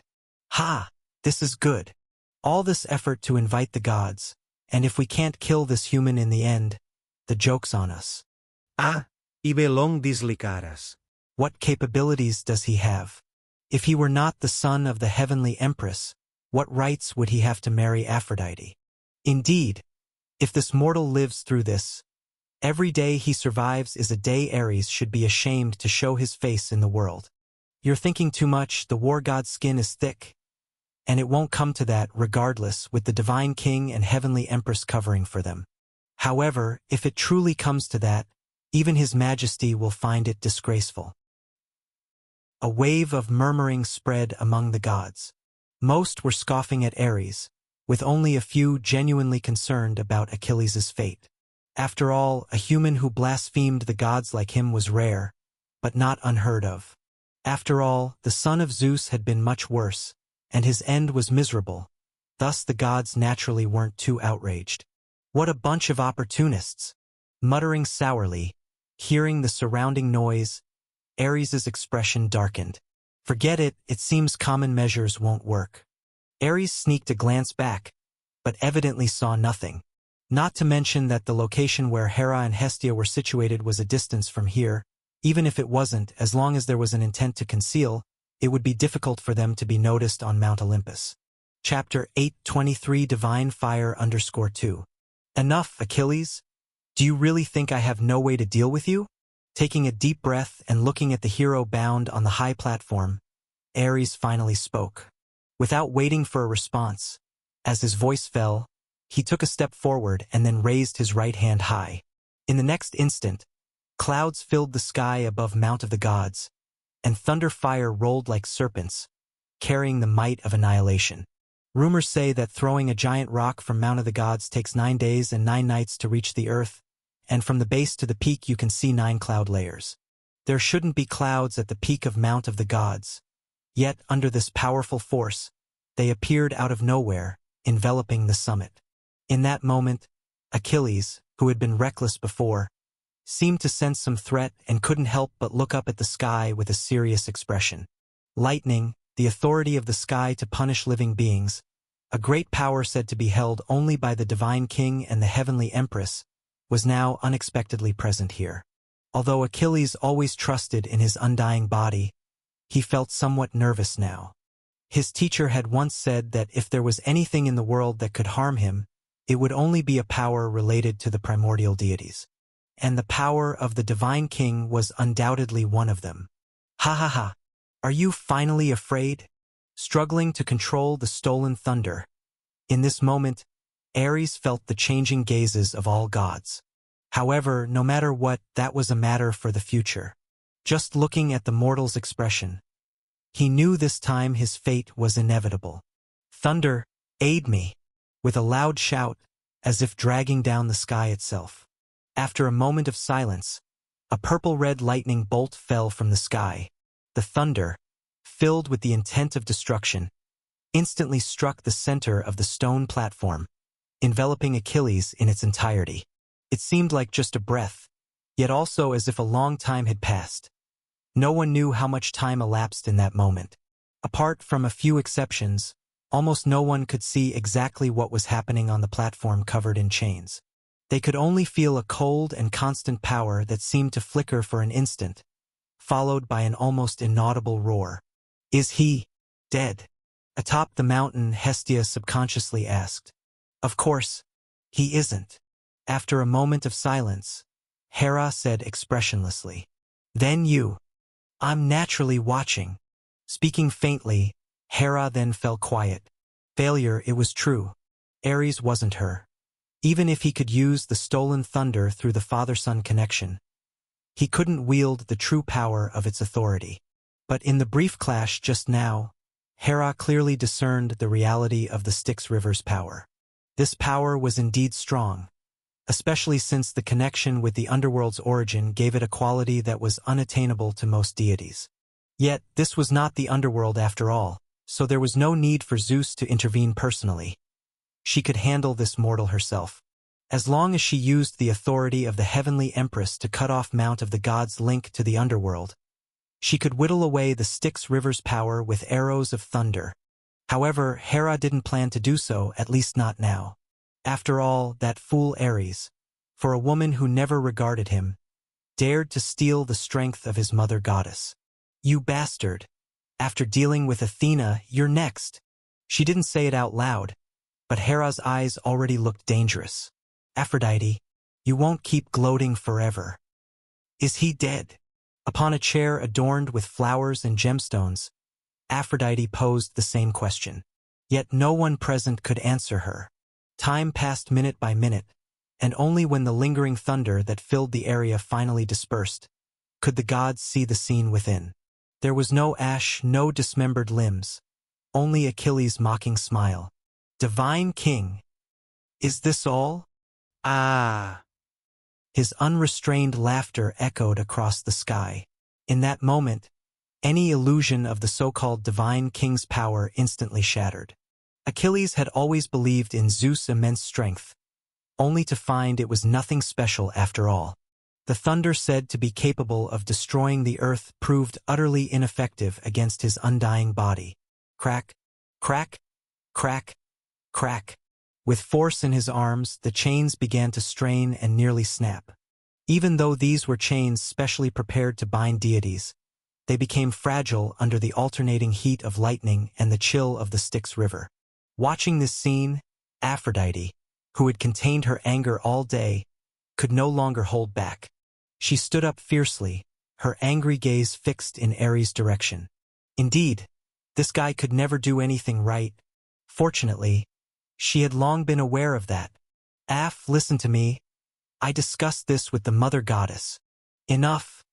I don't need her to cleanse the insult I've received." Cutting him off harshly, Aphrodite turned away, locking eyes with Hephaestus, who was watching the spectacle from the side. The god of craftsmanship felt no embarrassment, responding with a smile instead. "Hephaestus, I've agreed to your request. Now it is time for you to start what you promised me." "Of course, no problem. However, to ensure a flawless process, I believe a little assistance might be needed." Nodding in agreement, Hephaestus tapped the armrest lightly. The hovering golden seat lifted his diminutive form into the air and landed beside Ares.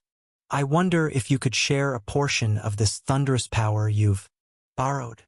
I've controlled many flames, but I have yet to use the Divine King's thunder fire." When did you?" Taken aback and at a loss, Ares had no idea when Aphrodite and the god of craftsmanship struck this agreement. But before he could speak further, the goddess of beauty shot him a sideways glance. "Give it to him, since you're of no use. I must seek help from another." All right." Gritting his teeth, Ares reluctantly nodded in agreement.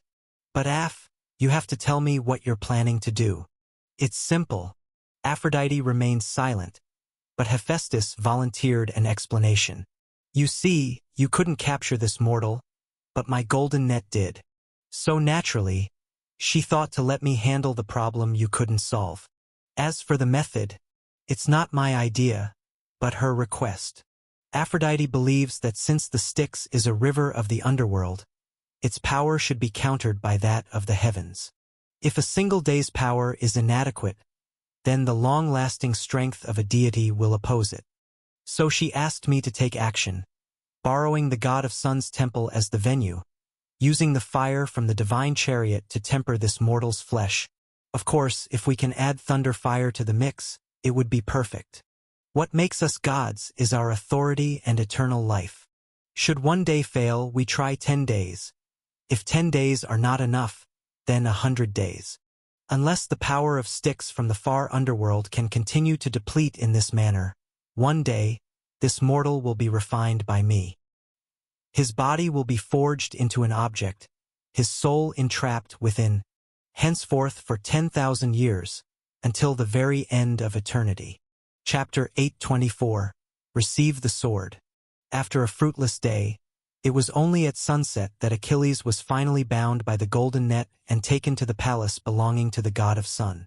Logically, this should have been Apollo's temple, yet long before he replaced Helios to drive the sun chariot, this deity, who brought light to the mortal realm, already owned his own palace. Apollo's true divine role was always meant to be light rather than sun.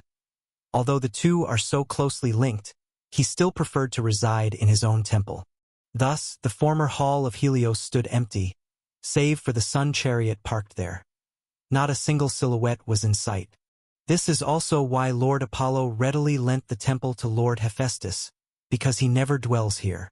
No deity would allow mischief in their temple unless it was out of their sight. At the foot of Mount of the Gods, beside a river, a fairy nymph crowned with flowers watched in terror as a hand grasped her neck. As a nymph serving the deities, she never imagined that anyone would dare lay hands on her beneath Mount Olympus. Yet now the reality was before her. This half-human, half-horse being was different. He, like the mortal taken to Mount of the Gods, held the authority of the Olympian gods in contempt. No, they must be compatriots. In her panic, the nymph finally came to her senses. The centaur before her seemed to be inquiring about the whereabouts of that human. So what exactly was he planning to do? The gods have imprisoned him, and by tomorrow noon, it will begin. Clitius raises the hammer. The god of craftsmanship ignites the fire. Lord Hephaestus will use thunder fire from the heavens, earth fire roaming underground, and the stove fire burned on the mortal hearth to smelt this blasphemer. Whatever you are planning, it will never succeed. Heavenly fire comes from thunder, earth fire from the divine role of Hephaestus. As the de facto god of volcanoes and molten lava, he inherently commands the fire veins of the earth. Even in some way, Hephaestus's innate talent to forge divine artifacts is likely connected to this. After all, the first sickle in ages past was forged from fire deep within the earth. It seems plausible to suggest a connection. Regarding the last, the fire burning on the mortal stove, that was actually the stove fire Hestia personally gave to him upon his return to Mount of the Gods. The purpose of her gift was clear. It was meant as a peace offering to ease the tension between Hephaestus and Hera.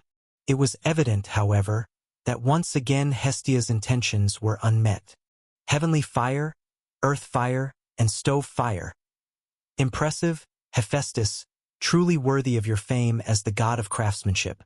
Even though everyone knows of his unimposing stature, no one can deny his abilities in this field, not even the naturally talented Clitius, who reluctantly serve as his subordinates. Subordinates might be an overstatement, but to the gods it was almost exactly that, as they never regarded the Titans as equals. Instead of anger, Chiron was reassured upon hearing Nymph's threats and warnings. Previously having captured the other party to press for Achilles' whereabouts, the centaur once thought he was dealing with a loyal servant who had been deceiving him with lies. But now, he doesn't think so anymore. Perhaps, as the opponent suggested, Achilles was indeed going to be refined, and he was already confined in the temple of the sun god. That's enough. You need not concern yourself with my matters. Go sleep, and by the time you awaken, everything will have already ended. Of course, I would advise you not to return to Olympus upon waking. Although it isn't your fault that I captured you, not everyone might think the same. Shaking his head slightly, now that he had his answer, Chiron decisively knocked the nymph unconscious. A single night would suffice. As always, there were no gods watching over that place then, and he should be able to smoothly rescue Achilles. Should be fine. Thinking for a moment, the centaur then activated a rune in his hand. As a subtle wave of the magic net dispersed, his figure vanished as if he had never been there. The entrance to the secret tunnel on the map lay here. Before the chaos unleashed by Typhon, this location was a river governed by a river god. However, changes had buried everything, and the original river had been contaminated and, despite redirection, had greatly altered. Silently slipping into the river, Clymene, the once Oceanides and goddess of renown, might have frequently visited under the guise of visiting a brother. Approximately 2 water clocks later, the centaur finally located the hidden passage. This place requires the sun's essence to open. Retrieving the stone case from his back, Chiron carefully opened it just a slit, then immediately closed it. In that instant, despite some form of suppressing force, the riverbed was nearly brought to a boil. Taking a sharp breath, Chiron hastily put away the case, then looked toward the slowly opening portal. This passage must be it. Is it a bit too small? With a slight twist of his lips, the centaur felt a tad embarrassed. Calculating every scenario, he had forgotten that he was twice the height of an ordinary man. Chapter 825. Receive the sword _2. Never mind. Struggling to bend at the waist, Chiron did his best to enter the secret passage in a position resembling someone reclining on horseback. Mount Olympus was once transformed from the body of the progenitor of all mountains, and only divine power could destroy it. Since it couldn't be enlarged, then so be it. Although it was a bit difficult, he could still slowly make his way up the Mount of the Gods. On Mount Olympus, inside the temple of the sun god, Helios's former dwelling was peaceful, with only the chariot of the sun continuously emitting its radiant light. The pole, axle, and wheels were like gold, the spokes of the wheels like silver, and the bit reserved for restraining the beasts was studded with sparkling gemstones that made a crisp sound in the wind. Beside the divine artifact was Achilles, bound within a golden net. Bang! Flexing his arms, Achilles tried once again to break free, but he failed once again. The net forged by Hephaestus wasn't indestructible, but it wasn't something his current strength could easily shake either. Moreover, in addition to the golden net, the sun chariot was actually suppressing Achilles' movements as well. This was also why there were no guards here, for ordinary guards were no match for the might spontaneously emitted by this divine artifact, and true deities would not stoop to guarding this place. Ares. Muttering this name, Achilles felt he had placed too much trust in the deities. The mighty war god had resorted to such underhanded tactics against him, which was utterly despicable. Someday, he too would use this golden net to bind his adversary in front of an army of thousands, letting him also endure the humiliation he had suffered. Ding! His expression changing slightly, Achilles quickly turned his head. Just now, he thought he heard some noise coming from beneath the ground. But this was Mount Olympus, the palace of the sun god. How could there possibly be life existing underneath here? Or had the sun god become so blind as to neglect his own palace? Ding, ding ding, crack. The sound didn't stop but continued instead. Suddenly, with the sound of stone slabs moving, a crack in the temple floor opened up. In the astonished gaze of Achilles, a familiar figure emerged from within. Teacher, how did you? Keep your voice down. Snapping in a low tone, Chiron cast a somewhat exasperated look at his disheveled student in front of him. Although his eyes remained bright, his torn clothes still proved that he had not had an easy time lately. He had long told him to remain humble and cautious, yet he still did not listen, resulting in his current predicament. All right, we'll talk about your issues once we're back. Do you really think after causing such a mess, No one could deal with you? Now listen to me, and then we must leave quickly." Speaking gravely, the centaur didn't give Achilles a chance to respond. With every minute that passed, their peril increased, and he couldn't afford to waste any time. Thus, with just a few words, Chiron laid out his plan. "So you found me an immensely powerful divine artifact, one that can command the sun and slay divine forms. And you came here today to help me escape from Mount Olympus. What else?" Chiron replied, his face expressing some relief. "I had originally planned to force my way to where you were imprisoned, seize the opportunity to give you the divine sword, and then fight our way out of Mount of the Gods. That would not have been an easy task. We could have both wound up staying here permanently. Otherwise, since it happens to be unguarded, we are spared a lot of trouble. As long as you cut through this golden net now and leave with me, no one will notice your tracks. By the time the all-gods realize, we would have already left Mount of the Gods." Chiron's plan seemed flawless, and Achilles thought the same. Because of Hephaestus's plan with the sun chariot, a brief window of opportunity had presented itself here. If he wanted, he wouldn't need to fight, wouldn't need to face any deity, he could leave right now. But at this moment, Achilles' mind went back to the fruitless thunder during the daylight. That was the might of the divine king, the thunder that punishes all spirits, yet surprisingly, it had no effect on him. The young hero didn't understand the domain of the gods. In his view, since thunder couldn't harm him, it meant that the divine king wasn't much after all. Maybe the teacher was not necessarily right. After all, he himself admitted that he didn't comprehend the true extent of the power the divine king possessed.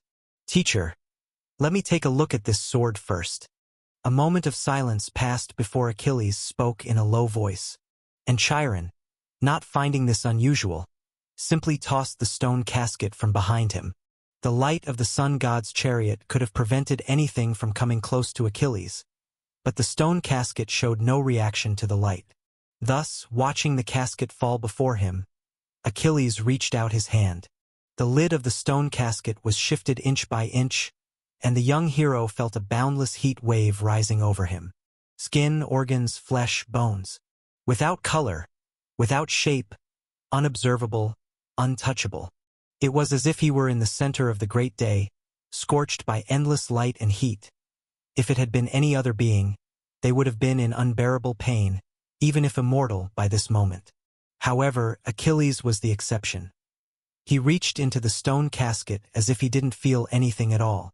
This infinite strength simply could not harm him, and it remained so even as he gripped the hilt of the sword.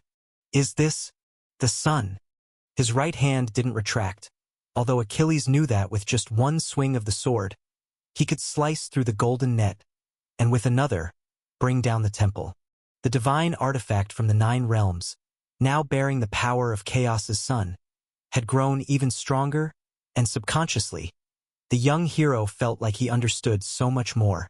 In the mythology of Scandinavia, this sword was once held by the fire titans, leading to the twilight of the all-gods, slaying the deities of Asgard. At this moment, if it were not for the knowledge that the gods' immortality could not be defied, Achilles even felt that he could truly kill that ridiculous war god and become the new master of war. "This is the sun." Still not retracting his hand, Achilles looked towards the nearby sun chariot. An invisible link seemed to form between the two, or rather, through him as a medium, the two divine artifacts were resonating with each other. At the same time, Achilles felt a yearning. A part of the sword was yearning for something, and it was inside the sun chariot. Ha! Withdrawing his hand, Achilles suddenly closed the stone casket. He looked up slightly, gazing at his teacher. To save him from Mount of the Gods, the teacher must have put in a lot of effort, but unfortunately he was going to disappoint him. "Teacher, I do not plan to leave this place, at least not now. The power of this sword is strong, beyond my imagination. It can do many things, and I am grateful for you bringing it to me, but I can't just leave like this. After this failure, I have recognized my own shortcomings, but since there are shortcomings, all the more I must remedy them. And now, there happens to be such an opportunity." Speaking calmly, Touching the stone casket, Achilles said deliberately, "Just like this sword.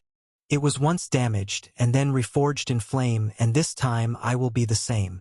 The strongest spear, the sturdiest shield. They will gather with me, and together we will overturn Mount of the Gods." Chapter 8:26. Fame. Gave up the chance to leave and chose to stay. Achilles was not only intending to challenge the divine court, but also didn't want Chiron to continue staying here. After all, despite the centaur's previous words about how easy it was, both knew that even if there was no guard here, it was still not a simple matter for them to leave unharmed.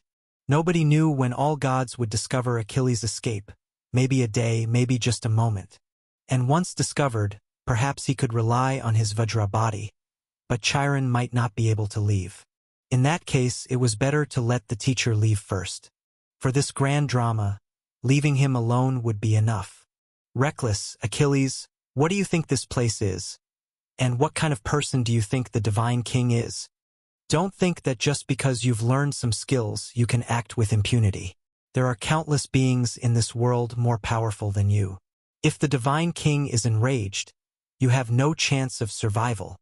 But teacher, if Zeus is really that powerful, then here on Mount Olympus, in his domain, why were you able to come here safely? In a deep voice, Achilles looked toward the direction Chiron came from before. You have spoken to me about the power of the primordial deity.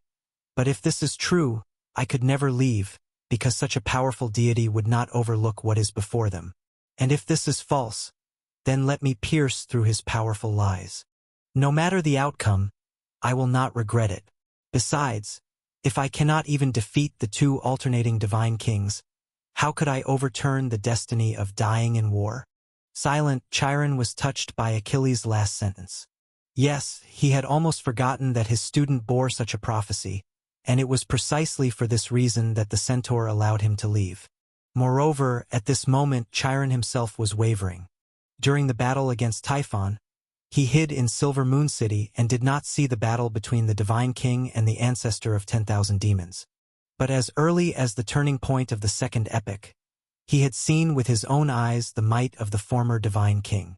From the east to the west of the continent it was just a step. From the stars to the sea it was just a flip of his hand. In front of such an existence, the fact that he had safely entered Mount of the Gods was inherently unreasonable. But maybe due to being overly worried about his student, he had failed to realize this point until now. Perhaps you are right, Achilles. To break destiny requires the courage to come back from death. Maybe this is your opportunity, ha? Since that is the case, make good use of this sword. The person who gave it to me told me that this sword is destined to walk the world at the end of this epic, which is its destiny, and that of the sun, but its true master may not be you. So if one day you think someone else needs it more, don't hesitate and follow the outcome you desire. Seeing that Achilles had made up his mind, Chiron finally just sighed. Youthful arrogance, ignorance of heaven and earth, of course, this was not necessarily a good thing. After all, he who had gained fame in youth did not understand fear, nor did he know where the true strength in this world lay. But thinking seriously, even if the former Divine King ruled the sun, moon, and stars, possessing the greatest strength in the world, did they conquer destiny or reverse the outcome of failure? Probably not, and they lost miserably. Even if the deities did not die, what was their fate any different from death? One had already disappeared without a trace, and the other hung in the sky until now, looking down upon the world in sleep. If the Divine King were like this, what of Achilles? If the existing methods could not resist death, then it might be better to let him walk the path he desired. After all, he could be rescued from the mountain, but he could not replace his destiny. This step could only rely on himself to take. I once had many students, but now that I think about it, they all followed the path they chose toward death in the end. You are not the first, but I wish for you to be different.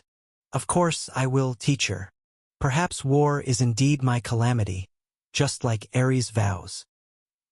He said with his own mouth, between him and me, only one can survive. Touching the stone box in front of him, the young hero said slowly, he wasn't wrong, just like the prophecy said. Between war and me only you die and I live. Chapter 8 27 Fame _2. Along the narrow path, Chiron finally left Olympus again. The centaur's mood was somewhat complicated but also a bit relieved. However, beyond that, the doubts in his heart gradually surfaced. Previously, running around, Chiron hadn't thought much. But now thinking about it, what Achilles said actually made a lot of sense. A secret passage connecting the inside and outside of Mount of the Gods was indeed built by the god of sun, and it was nothing unusual if he concealed it from the other deities. But then the question arose. As the rumored divine king who achieved great divine power, as the master of Mount Olympus, could Zeus really know nothing about this? Chiron did not know the answer, but perhaps due to a psychological effect, once he thought of this, he always felt a gaze watching him intently. However, it was probably just his imagination because even if Zeus really discovered it, the other's gaze would not be something Chiron could detect. All right, stop watching, he's gone. Indeed, I must say, the so-called witchcraft created by Hecate is quite remarkable, and her achievements in the mental domain even astonish me. Even from such a distance, he could sense your gaze. This level of perception is already far beyond what many deities possess. At some unknown time, at the peak of Mount Olympus, within another layer of space overlapping and crisscrossing with the Golden Palace, a golden-haired handsome deity drank nectar, holding a captivating woman in his arms. In front of the two, the void rippled gently, and everything within the temple of the sun god was so clearly visible. Without a doubt, being able to so freely observe Mount of the Gods from the Asgard divine domain was something only Zeus himself could do. And the reason he was here was quite simple. Since the matter with Heracles required no immediate attention, and the battle between the divine court and Athens just started, there was no need for the divine king to remain on the mountain or go elsewhere. Moreover, just as Achilles mentioned, since nothing in the spirit realm could be hidden from the lord of the spirit realm, and nothing in the realm of lightness could be concealed from Erebus, naturally, nothing on Mount Olympus should be hidden from Zeus either. Besides, even stepping back a bit, Ares's act of stealing thunder in broad daylight was enough to draw the divine king's attention. Without his tacit consent, even if the war god was his offspring, he would never have been able to wield the power of thunder. Even in later mythological records, only Hera could summon clouds and thunder for her journey. As for Ares, that fool, did he deserve it? It's quite interesting to speak of, after all, climbing. His doubts are quite reasonable too. As the divine king, I actually allowed such a secret passage to exist on the mountain. And you must also wonder, how did he find out about this secret passage? Logically, besides you and Helios, no one else should know. Don't look at me. I didn't reveal it. Speaking with a smile to the beauty in his embrace, Zeus seemed oblivious to her ever-changing expression. He allowed the existence of this secret passage on one hand, knowing that a secret passage is as good as an open one, and on the other hand, it was naturally because of this beautiful woman. Ever since Helios sealed the starry sky, the goddess of fame, who lost her lover, did not hesitate to change her allegiance.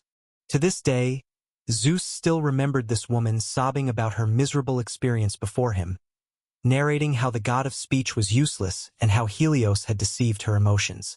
For this matter, she requested the divine king to confirm whether she was not tainted by the power of the mother tree, and Zeus agreed to it. Then, as happened many times in the past, during the confirmation, the two ended up rolling into bed. It's Iapetus. It must be him. Slightly gritting her teeth, Clymene ignored Zeus's teasing, focusing instantly on the matter's crux. So that's it. No wonder the god of speech always disregarded her and treated her like a clown. Damn it! Wasn't it because of you that I ended up like this? As a goddess of fame, her desire for higher status and rights was ingrained in her divine nature. You should understand me and not blame me for letting go. And if you weren't so obscure, how could I have reached this point today? Most of my actions are because of you. Your Majesty, this is an affront and contempt towards you. Beings like humans and deities should be subjected to severe punishment to make the world revere your authority. Word by word, though he was her nominal husband, Clymene acted as if facing an enemy or a stain on her divine life. Since you want to retire, why not stay there for life? Why come out? And if you must come out, why oppose the divine king? Clymene was too aware of Zeus's ruthlessness. Don't be fooled by how he seemed to treat her well. The fact that he never publicly acknowledged their relationship showed she meant nothing to him in reality. She didn't want to be seen as a traitor by Zeus. However, in face of the goddess of fame's suggestion, Zeus merely shook his head. Chapter 8:28 Fame_3. Don't worry. I know your heart belongs only to me. But Clymene, what they are doing is actually what I wish for. Achilles, the divine sword from the spirit realm angel, the centaur of Silver Moon City, the sun. Do you know, long ago I had seen this sword, or at least a part of it. Do you know how I felt when I first saw it? You don't know. Fear, worry, envy, anger, helplessness. After all, at that time, I was far too weak before the one who created this sword. Your Majesty, Clymene felt somewhat confused and couldn't keep up with Zeus's thoughts. Who could instill fear in the divine king? No, that was only before the divine king touched greatness. Everyone has moments of weakness, even the former wind god was like this. However, Clymene didn't know what to say, so she remained silent. Unbeknownst to her, Zeus had not intended his words for her. Strictly speaking, the goddess of renown was just an ornament to Zeus. A rather beautiful ornament, primarily special because she was a god. Beyond that, he had many such ornaments. I know, he wants to overturn Mount of the Gods. This is not a problem. The mountain cannot fall, but everything else can be negotiated. This mortal wants to challenge me, which is also fine. I will never act against him until he stands before me. Ignoring Clymene beside him, Zeus continued speaking. After hesitating for a moment, thinking she had found the right train of thought, Clymene cautiously asked, Your Majesty, are you planning to deliver a fatal blow when he is at his most triumphant? Of course not. Smiling once again, Zeus shook his head and casually said, If I wanted to kill him, why bother with such complications? As king of all gods, all the deities in this world should heed my command. Why should I personally deal with a mere mortal? Even if that day truly comes, my envoys will naturally appear, inviting the esteemed gods to subdue this mortal. Such a story makes sense, right? Zeus's smile was warm, but unreasonably, Clymene shivered. The esteemed gods. So what exactly is the divine king planning? Whom does he want to invite? Whom does he need to invite? Or does he just wish to see which of them would actually show up if he did invite them? Whether they come or not, it provides an answer. Even if forced, it is still a choice. And in this world of heavens, truly only Zeus and the primordial deity could compel those gods to provide an answer. Your Majesty, truly farsighted. Offering a low voice of praise, Clymene felt fear, yet, strangely, she also felt a flicker of excitement. Indeed, just like this was what she wanted. Fame, power, and someone who holds everything in the palm of his hand. The divine king was so unfathomable. He would inevitably be the ultimate victor. And all this could never be given to her by Iapetus. The night passed quickly. The next morning, Apollo took his sun chariot, and Hephaestus also arrived at the temple of the sun god with the prepared items. Though somewhat surprised by Achilles' calmness, the god of craftsmanship asked no further questions. He was just a worker, and this mortal was merely raw material for his work. Chapter 8:29. Heating the furnace. Not bad. It's a great place. The materials were ready, and all the necessary preparations were complete. Like a chair molded from gold floating in the air, it surrounded the temple and was bathed in the residual aura of the sun god power. Hephaestus was quite satisfied with the environment here. Not to mention his temples in Olympus, even the volcanic crater on the island of Lemnos couldn't hold a candle to this place, which was undoubtedly good news for the god of craftsmanship. After all, when forging a divine artifact, as long as the materials were in place, he was confident. But to forge a human imbued with the power of Styx into either a divine artifact or a human puppet, That was something he had never done. Even for Hephaestus, this was a massive challenge. With the slightest mistake, failure was a real possibility. Come on, let's begin. I'll give you this net as a keepsake. How is it? My craftsmanship isn't too bad, right? Not reclaiming the golden net, after all, it was already given away as part of an exchange. Hephaestus showed no hostility, instead flashing a smile at Achilles. I heard that Her Highness Hecate of Silver Moon City is the source of sorcery, and that the earliest alchemy was created there by someone named Hermes. In your impression, how does my craft compare to alchemy and sorcery? Naturally, far inferior. The goddess of the magic net didn't consider herself the pinnacle of sorcery, and the ultimate in alchemy is even more elusive. If you want to compare with them, you might be overthinking it. Speaking lightly, Achilles, though unaware of the god of craftsmanship's true skills, still felt his counterpart was thinking too much. Not to mention anything else. Just the stone chest sealing the divine sword Leviathan was something his counterpart couldn't achieve. Is that so? Perhaps. If I have the chance, I'll go see it for myself. Nodding slightly, Hephaestus wasn't particularly angry. After all, Achilles was about to be a dead man, and alchemy hadn't achieved any truly great accomplishments yet. With that, the conversation ended, and the god of craftsmanship waited silently in the temple. The moments of the world ticked by, and shadows outside the temple began to shift. As the sun reached noon, Hephaestus's expression grew stern. He lifted his right hand slightly, and an invisible force swirled in his palm. Since the sun had been sealed into the starry sky, the sun running above had become 3 rotating and repeating suns, representing morning, noon, and dusk, respectively. At that moment, the temple of the sun itself replaced the noon, patrolling the sky, while the unused sunrise and dusk emitted their own powers. 3 distinct and different kinds of flames then floated from Hephaestus's hand, collectively forming a vast furnace enveloping Achilles. The power of the sunrise augmented the thunder fire, bringing vitality to the destructive thunderbolt. Dusk augmented the earth fire, making the flames of the molten lava from the earth's core more substantial. Meanwhile, the stove fire had no sun to connect with, and it had to spontaneously attract the emotions lingering in the temple of the sun. It transformed the worldly creatures yearning for the sun into fuel, forging the hero within the furnace. For a moment, the 3 flames seemed to reach a certain concurrence under the sun's power from the same source. The space within the furnace seemed distorted beyond recognition, making it impossible to see what lay inside.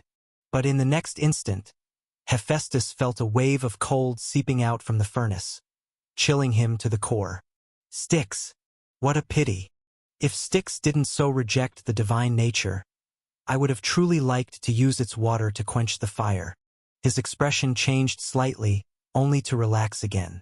Through the flames comprising the furnace, Hephaestus looked toward the figure inside. To begin the smelting, the first step was to weaken the opponent's Styx power. You really don't have to make such pointless resistance. After all, this isn't the underworld. Even if Styx's power is strong, it can't be endless. Your persistence brings you nothing but pain and has no other meaning. If he could shake the will of this mortal, perhaps he could make things a bit easier for himself. Yet even though no sound came from the furnace, the power of Styx didn't wane. Hephaestus realized he was doing something futile. His opponent clearly wouldn't give up so easily. Have it your way, it'll just cost a little more time. Since you chose this yourself, just make sure you don't regret it. Observing the situation for a while and confirming there would be no changes in the short term. Hephaestus then leaned back in the chair and closed his eyes to rest. This was the first stage of smithing, and there wasn't much technicality involved, just a simple clash of strength. He didn't expect to entirely erode away the power of Styx, but at least he needed to suppress it first. And this step indeed required enough time. Sizzle. The flames burned, the 3 different hues covering everything. Inside the furnace now, compared to before, everything around Achilles had already changed dramatically. The golden net that bound him had been removed and placed in the flames beside him.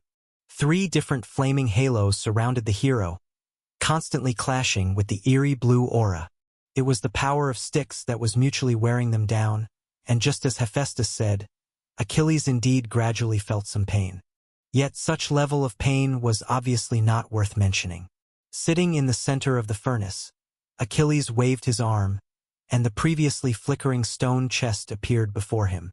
The sun seems even more powerful compared to the divine king's thunder. Just as Hephaestus didn't regard him, Achilles didn't truly care about the god of craftsmanship either. The flames around burned fiercely, but were it not for his hopes pinned on the so-called refinement from the other party, the young hero would have long since drawn his sword and cleaved the divine fire before him. Even now, he could feel the restlessness of the stone chest. The slumbering divine artifact craved perfection, but Achilles held such impulses at bay, as now wasn't the time. The god of craftsmanship of Olympus, he should have some skills, right? Achilles didn't know, but he was willing to try. So amidst the endless flames, time flowed slowly. On the first day, nothing happened.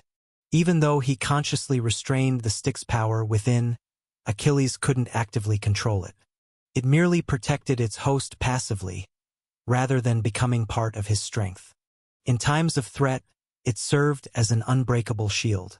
But evidently, the young hero couldn't actively control this shield capable of opposing divine power. On the third day, the flames still persisted. Inside the furnace, Achilles remained unchanged. The young hero didn't know if the goddess of the underworld noticed what had happened here or what her plans were.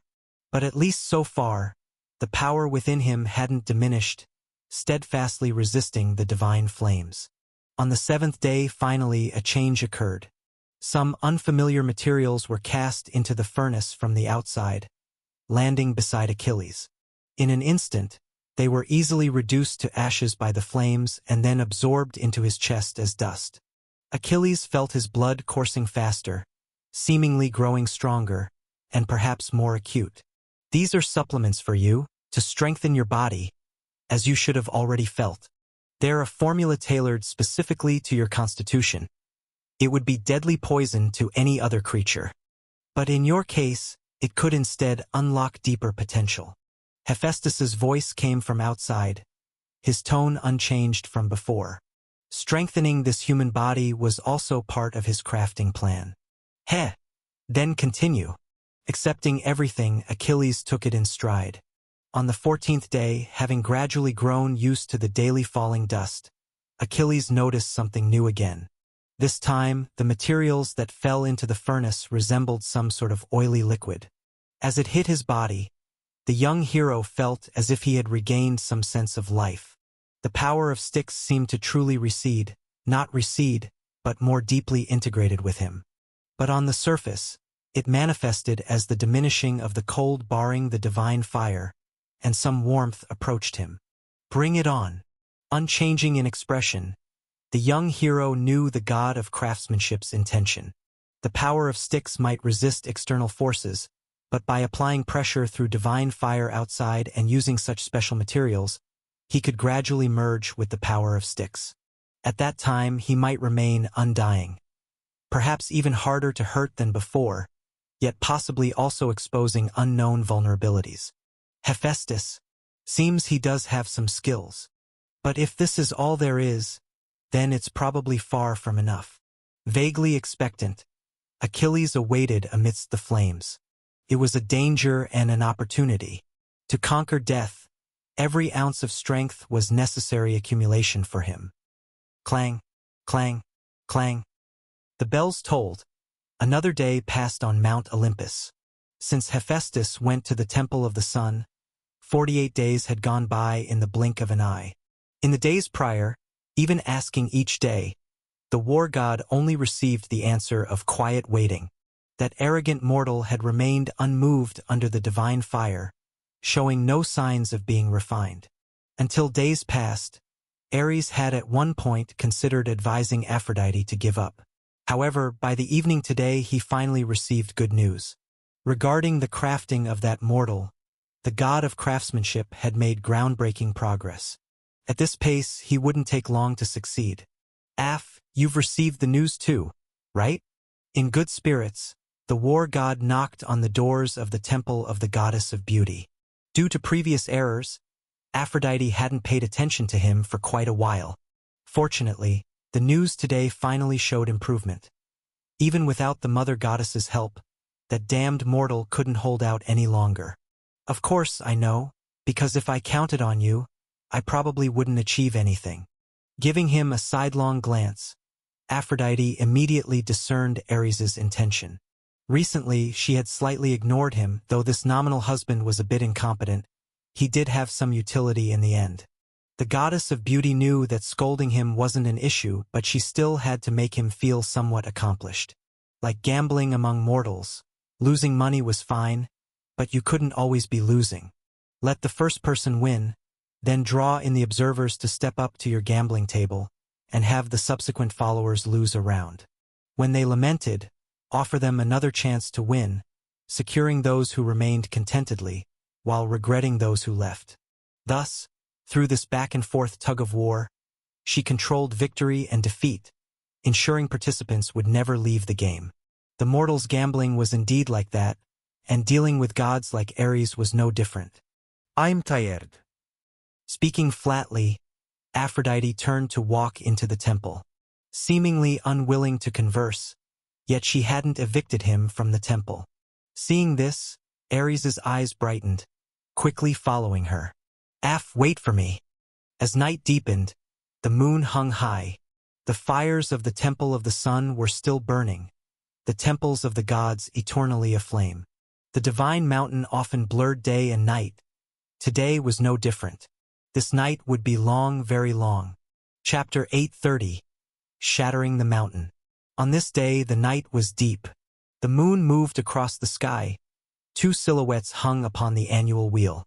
The mortal realm had already entered winter, but on the Mount of the Gods, it was still full of the spirit of spring. As a peak transformed from the divine body of the ancient mountain god Aria, Olympus was both a non-living thing and could also be considered a different kind of living thing. Therefore, it could self-repair after being damaged and would extend the length of its branches when there was an abundance of strength. In this circumstance, the positions of different temples shifted slightly, and the temple of the sun god was the most obvious example among them. When its owner betrayed the divine court and the new god of sun only used it as a garage for the chariot, this temple, which lost its deity, slowly drifted away from the main peak with the autonomous movement of the mountain range. Its location was closer to the southern part of the entire Olympus mountain range, standing in the highest place and bearing the eternal recurrence of the scorching sun. Sizzle. Inside the temple, compared to a few dozen days ago, this place had greatly changed in appearance. 3 indistinct orbs of light floated in the air, like 3 pillars surrounding all directions. In their center, a gigantic furnace burned silently. Around the furnace, dozens of beings indistinguishable from humans in appearance, yet devoid of life, continuously cast some items into it for casting. As for Hephaestus, he was sitting on a suspended golden throne, scrutinizing the flickering orbs of light in the air. These were the fragments of the sun. Without them, the world would have long lost its sunlight due to Helios's downfall. And even though this was merely a fragment, the authority it represented was by no means weaker than Hephaestus's godhood as the god of volcanoes and molten lava. If the god of sun was a natural aristocrat, then Hephaestus was like the god of west wind, Zephyrus, whose godhood was not inherently powerful. If not for his talent as a craftsman, he might not have been invited back to Olympus by Zeus, let alone claimed the position of principal god through faith. It's a pity that I can't contain it at all. Apollo only wielded it with the help of a divine artifact. Previously, I thought it was just because Divine King wouldn't allow it, but I never expected it to be like this. Turning the chair, Hephaestus circled the orb of light, symbolizing the noon Sunday. Vaguely, a kind of madness and chaos emanated from within, making him halt his approach instinctively. The source power of the sun, the core of the godhood. What kind of strength could shatter the authority of a deity? Was it the legendary previous generation's divine king? Or perhaps, did Zeus do this? Looking at the orb of light before him, Hephaestus couldn't help but chuckle at the mortal's arrogance in the furnace. The ancient sun god, once the ruler of the starry sky for millennia, a titan, now faced such a miserable fate. Even the godhood authority bestowed upon him by the present world was shattered by unknown means, turning into scattered stars upon the earth. In this world, who dared to claim themselves invincible, and who could continually taste victory without defeat? 3 epochs passed, and there was never such an existence. Those weak in strength survived, while those too confident in their might eventually perished because of it. Heh! What does this have to do with me? Midnight will pass. Today is the 49th day. It won't be long before his body fully merges with the power of the Styx River, reaching the pinnacle of strength. Yet, at this moment, he will be at his strongest in life but also his weakest, as his soul will be exposed. Everything I have done hasn't harmed him. Instead, it has made him whole, so the power of Styx did not stop this process. But as soon as his body merges with this power, it will also be the moment when I extract his soul. Without a soul, even the mightiest immortal body is nothing but a dead thing. It will merely turn into nourishment for a new divine artifact, unable to hinder my refining any longer. Diverting attention from the orb of light, Hephaestus silently awaited the arrival of midnight. The casting of the divine artifact would not be so swift. Separating the body from the soul was only the first step, though it was the most crucial step. Legend says 7 is the sacred number belonging to spirituality. He chose to complete this step on the full moon of the 49th day for somewhat similar reasons. Time to place the final materials. As time flowed silently, at some moment, Hephaestus opened his hand and cast the divine blood into the furnace. The flames roared, yet there was no life inside. This mortal initially exchanged a few words with him from time to time, but recently, perhaps aware that his end was near, he became silent. However, whether he spoke or not made no difference. Covering the furnace, Hephaestus's mind was tense. His chance lay just ahead with only one opportunity. Sizzle. The flames burned. Inside the furnace, above Achilles' head, the divine blood dripped into the furnace and instantly turned to vapor. His eyes flickered slightly. The aura of the divine blood was so distinct. There was no need for judgment. Achilles recognized its owner immediately. Ares, it could be no other. The divine blood began to encircle the young hero, lending its strength for the final transformation. Who? The killing intent flickered in his eyes, and Achilles exhaled deeply. As time passed day by day, an unprecedented sense of strength began to spread throughout his body. Though lacking divine power, a giant-like might akin to that of the Titans gradually began to brew and spread within the muscles and veins of the young hero.